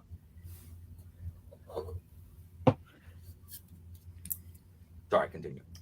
Yeah, it's just a lot of. I get frustrated because people don't want to talk about things, and then I rant against the fact that we are in ideological bubbles to people because of the internet has put us into those ideological bubbles. I was talking to my students. They asked me about what my major was. They were just curious, and I'm like, and I always tell them this, forget international politics with a minor in Japanese. Like I love and I said that, and what makes me angry is that I hate politics now. Like I loved politics in college. Like I love political theory and I love politics, but not anymore. Not anymore. I hate it. I hate everything about it, and it's useless. You can't talk about it anymore, and so it's just a waste. Just a waste. Like I despise it now, and I'm angry because I'm mad at it. That politics sucks now because I loved politics in college.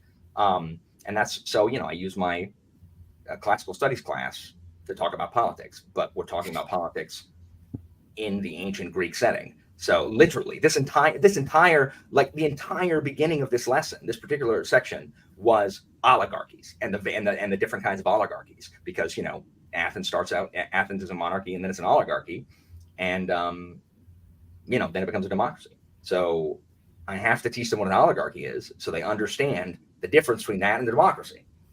So fun stuff. Yeah. No, they don't, Alethea. They don't know what anything means. Hello, Kyle.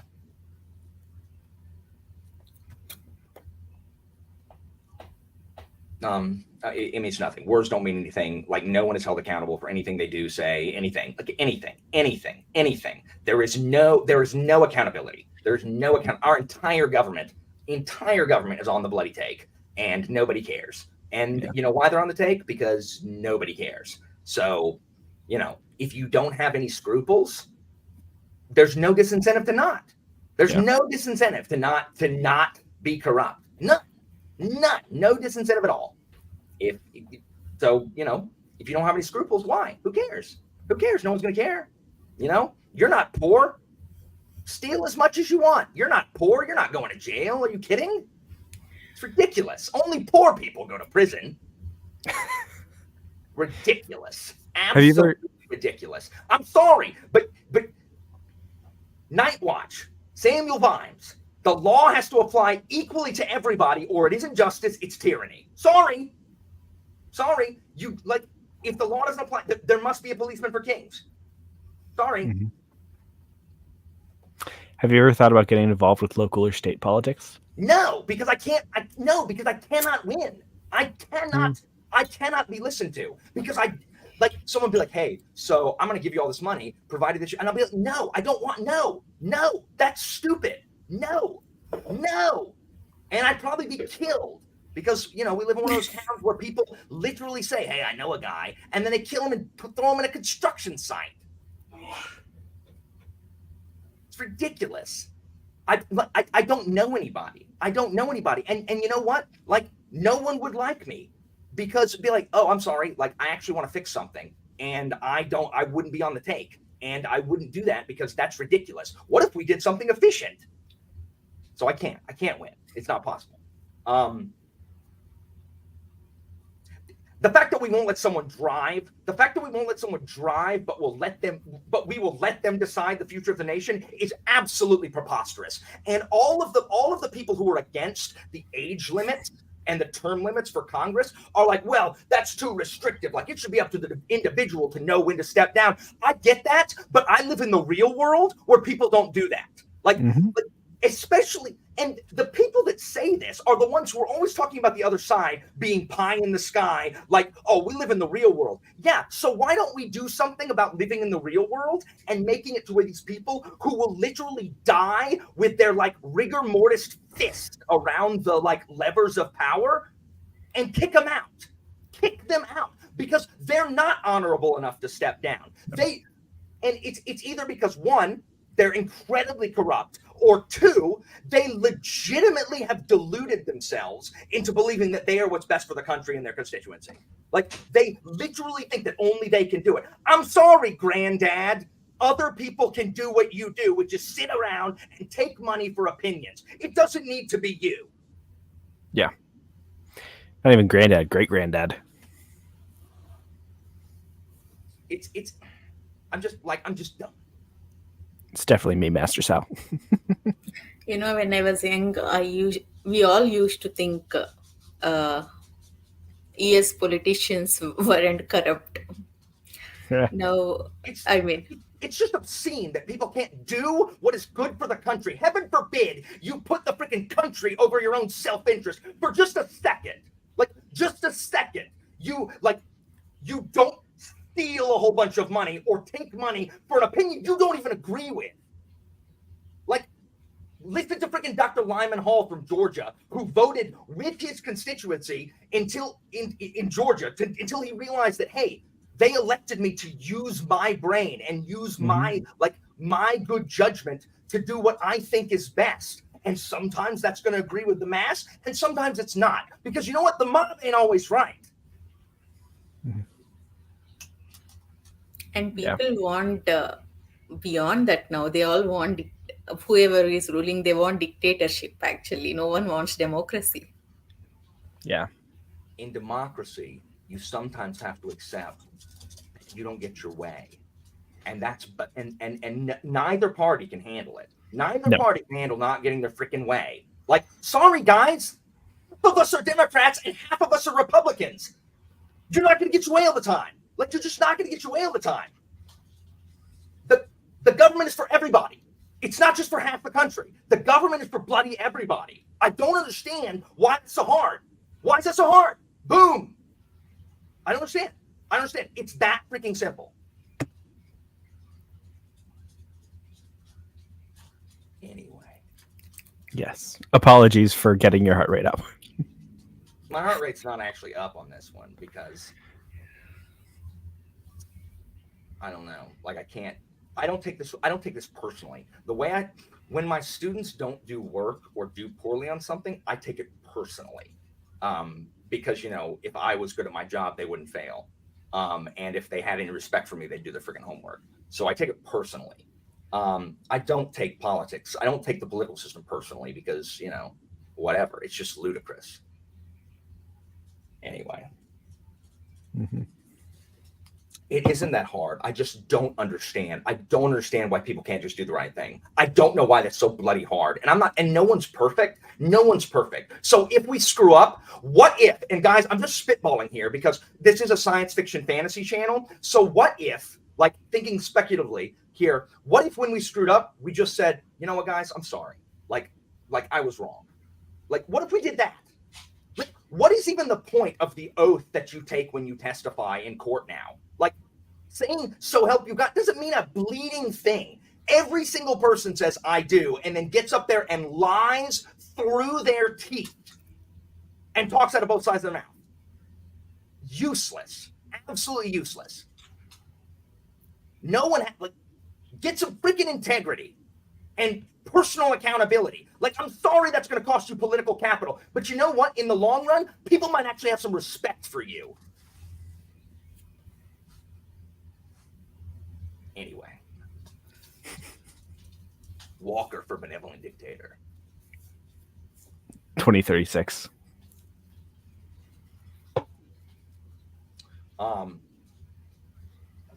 Politics, Evie.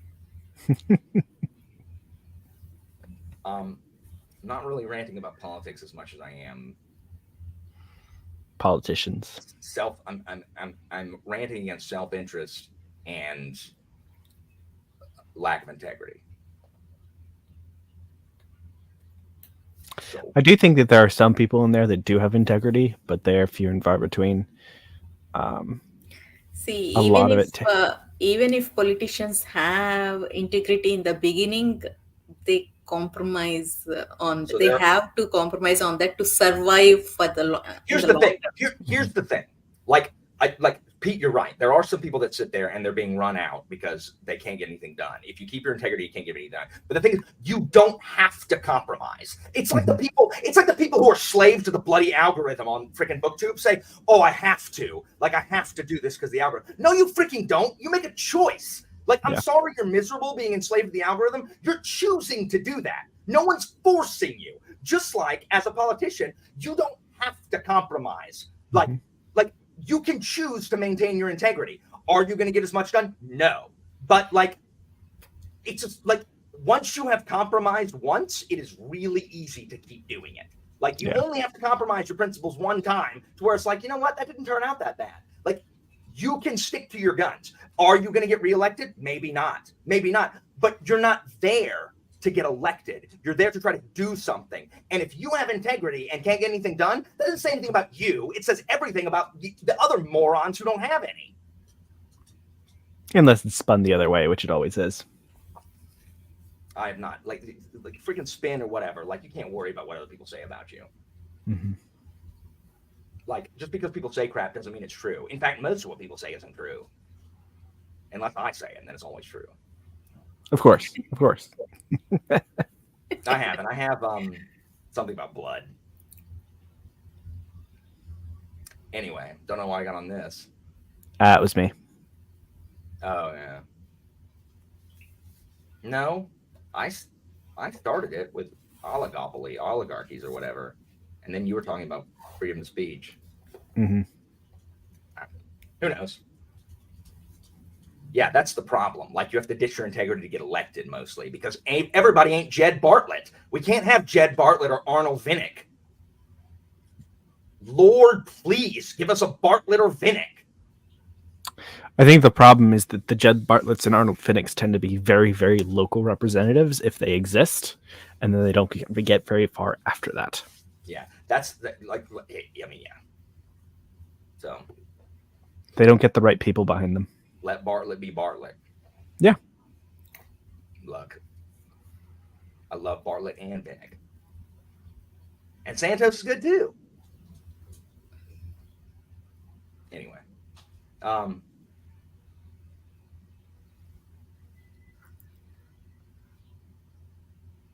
mean, that's true, but I'm not an atheist, so I'm all right there, Vin. Or Vin.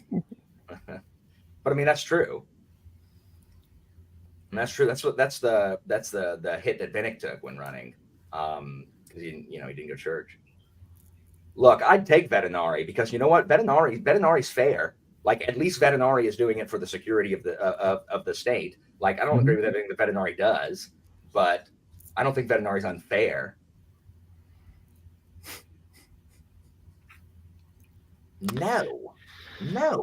Like, no. Sabatka's on the take. Good night, I think Kat. it'd be really interesting to see what Terry Pratchett would do with a Donald Trump in a Discworld book. I would love to see what he would do with politics in general in the current time frame. Yeah, time frame. He would have a ball with Brexit.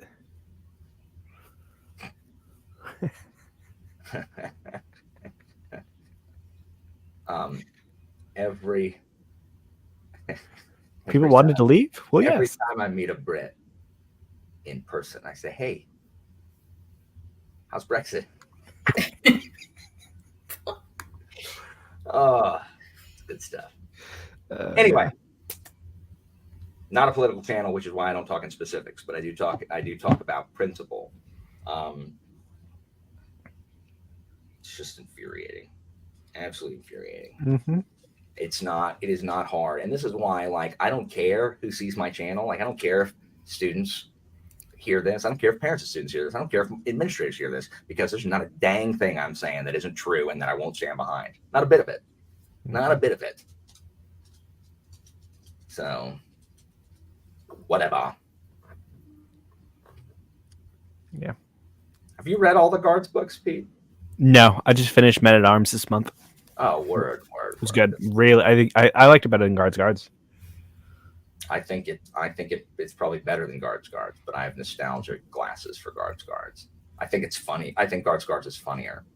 I think it's the funniest of the Guard books, and it's not bad. Like they're just not that funny afterwards. It's fine. I mean, I don't need them to be funny. Yeah, I think the political commentary hit a little bit better for me. Anita, how much did you get read? I'm still only in chapter 1. And I think so far I'm liking him. Kevin? No, you don't. Don't worry. Give it till chapter 2. We don't even know the name actually. Doesn't matter. Doesn't matter, Anita. Just wait till chapter 2 when like she just her and Feist just throw out every single rule that they established in book 1, and Kevin's immune to all the rules. Stupid Kevin. Donald, no. Maybe next year.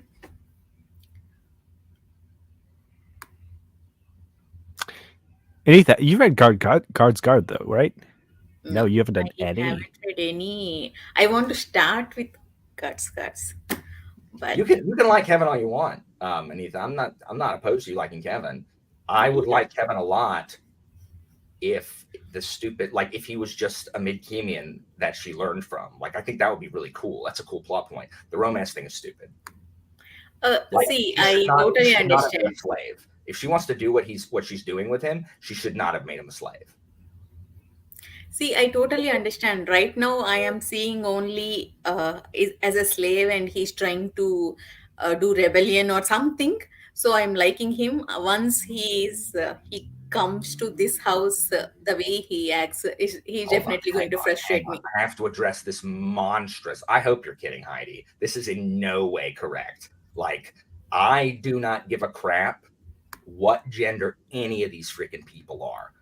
Annoying characters that break the rules of the universe, I don't care who they are. Like, I promise you, like, if the genders were reversed on this, like, I would find Kevina as annoying and as ludicrous. I promise you. That may be true for some people. I promise it is not true for me. Like, people say that's why I don't like Fellison. If she was a guy, I wouldn't dislike. No, I would hate Felliser just as much, because I don't like obnoxious, unpleasant characters, and I don't like Kevin because Kevin freaking breaks the rules of the dang universe. His being a slave then she wrote it wrong. Sorry, I'm gonna go ahead and say that. Like, Sal wrote. You can't do what you're doing.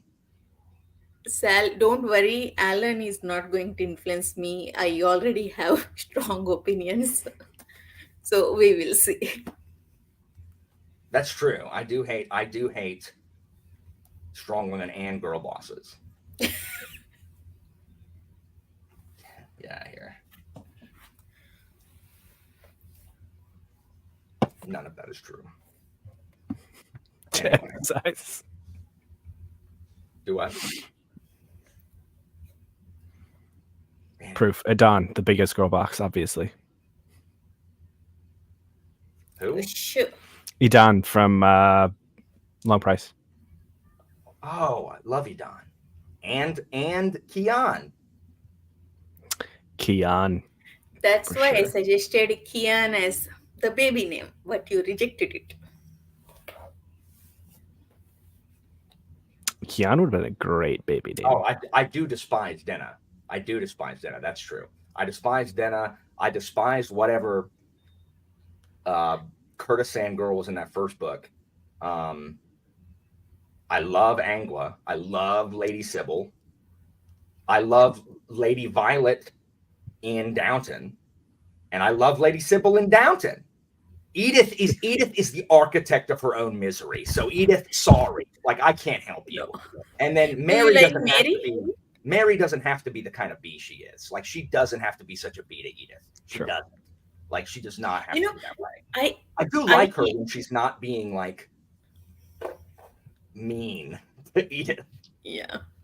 I mean, I love Isabel. and there is no need. I got so irritated this time. Second watch. First time I liked Mary actually, but this time last month when I watched, I did not like Mary at all. I mean, I like her, but when she was that mean to Edith, I was like, You know, I hate Rosamond. Like, her aunt, she's just like, quit meddling. Just go live in your castle. Stop bothering people. She's the reason that the freaking Matthew and Mary got screwed up in that one, like, to start with. Don't listen to her. I don't have any opinion on her. No, I love Emily. Thank you, Emily Marshwood. Alan, did you like Citrin and Carla? Yes. I love Cithrin and Clara. Clara. Oh my yes, god. I do like Clara. Clara is amazing. I love her in that series. Clara. But so anyway, I don't like annoying characters, regardless of gender. I don't like unpleasant characters really. And the thing is, I do not dislike Kevin in theory. I dislike Kevin in practice. Like, the Kevin character doesn't bother me. It's what she's doing with him that bothers me.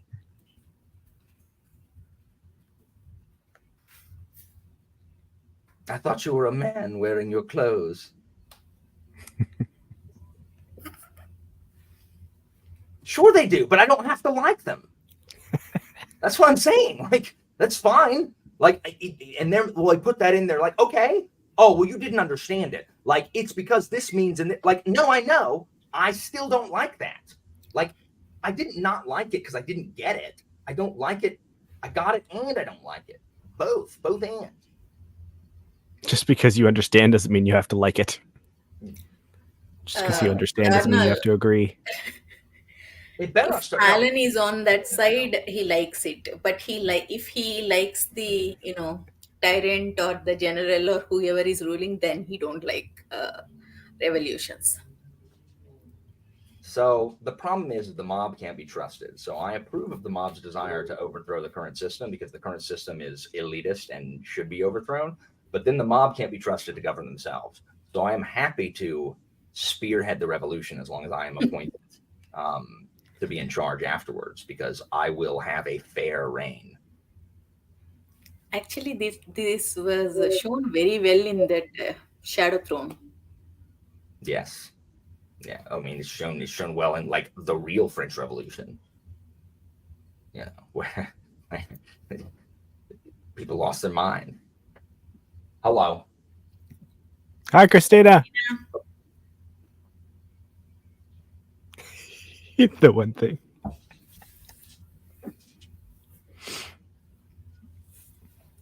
I have heard. Jimmy keeps telling me how good it is. Like, I believe you, but I also have a life to lead. And if I play Baldur's Gate 3, I won't lead that life.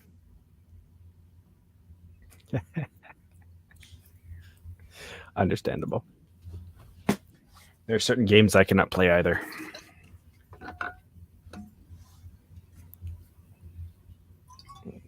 History is the best fantasy, Master Sound. Factory games. I have learned that I like factory games, but I should not play them. Otherwise, I will spend many, many hours on them and not do anything else. Because organizing things is so fun.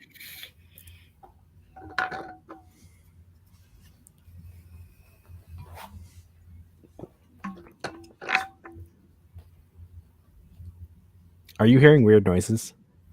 And Neith is like banging on a freaking plastic bottle for some reason. And it's not me, Alan. It's you, Pete.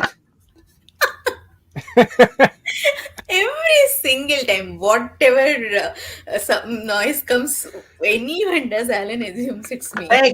Thank you, Zen. I agree. My problem is I would have to survive my first year. So I have to surround myself with people like that I could trust not to kill me.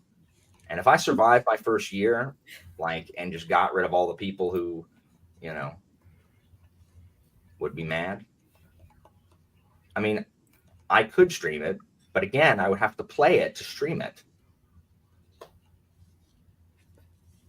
Bread! Anyway. That's all it is. Always bread. Yeah, it is often bread. Word. I don't understand what's happening. Neither do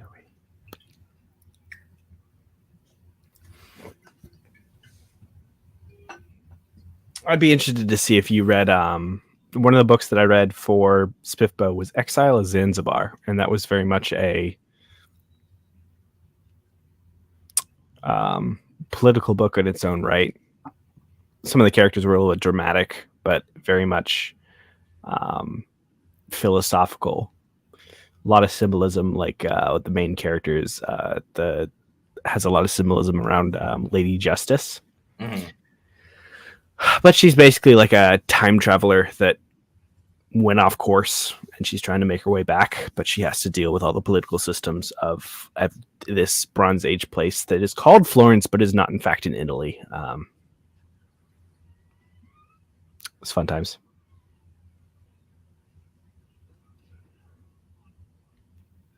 It's by Daniel Maidman. It's a self-published book.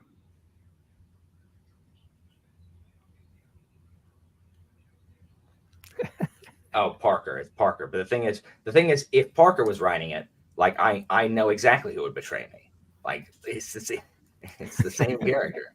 Like it's like I can, when I meet that character, I'm like, that's gonna betray him. Anyway, I have to go. But thank you guys for joining me. It was a delight getting to see people or talk to people, because I haven't.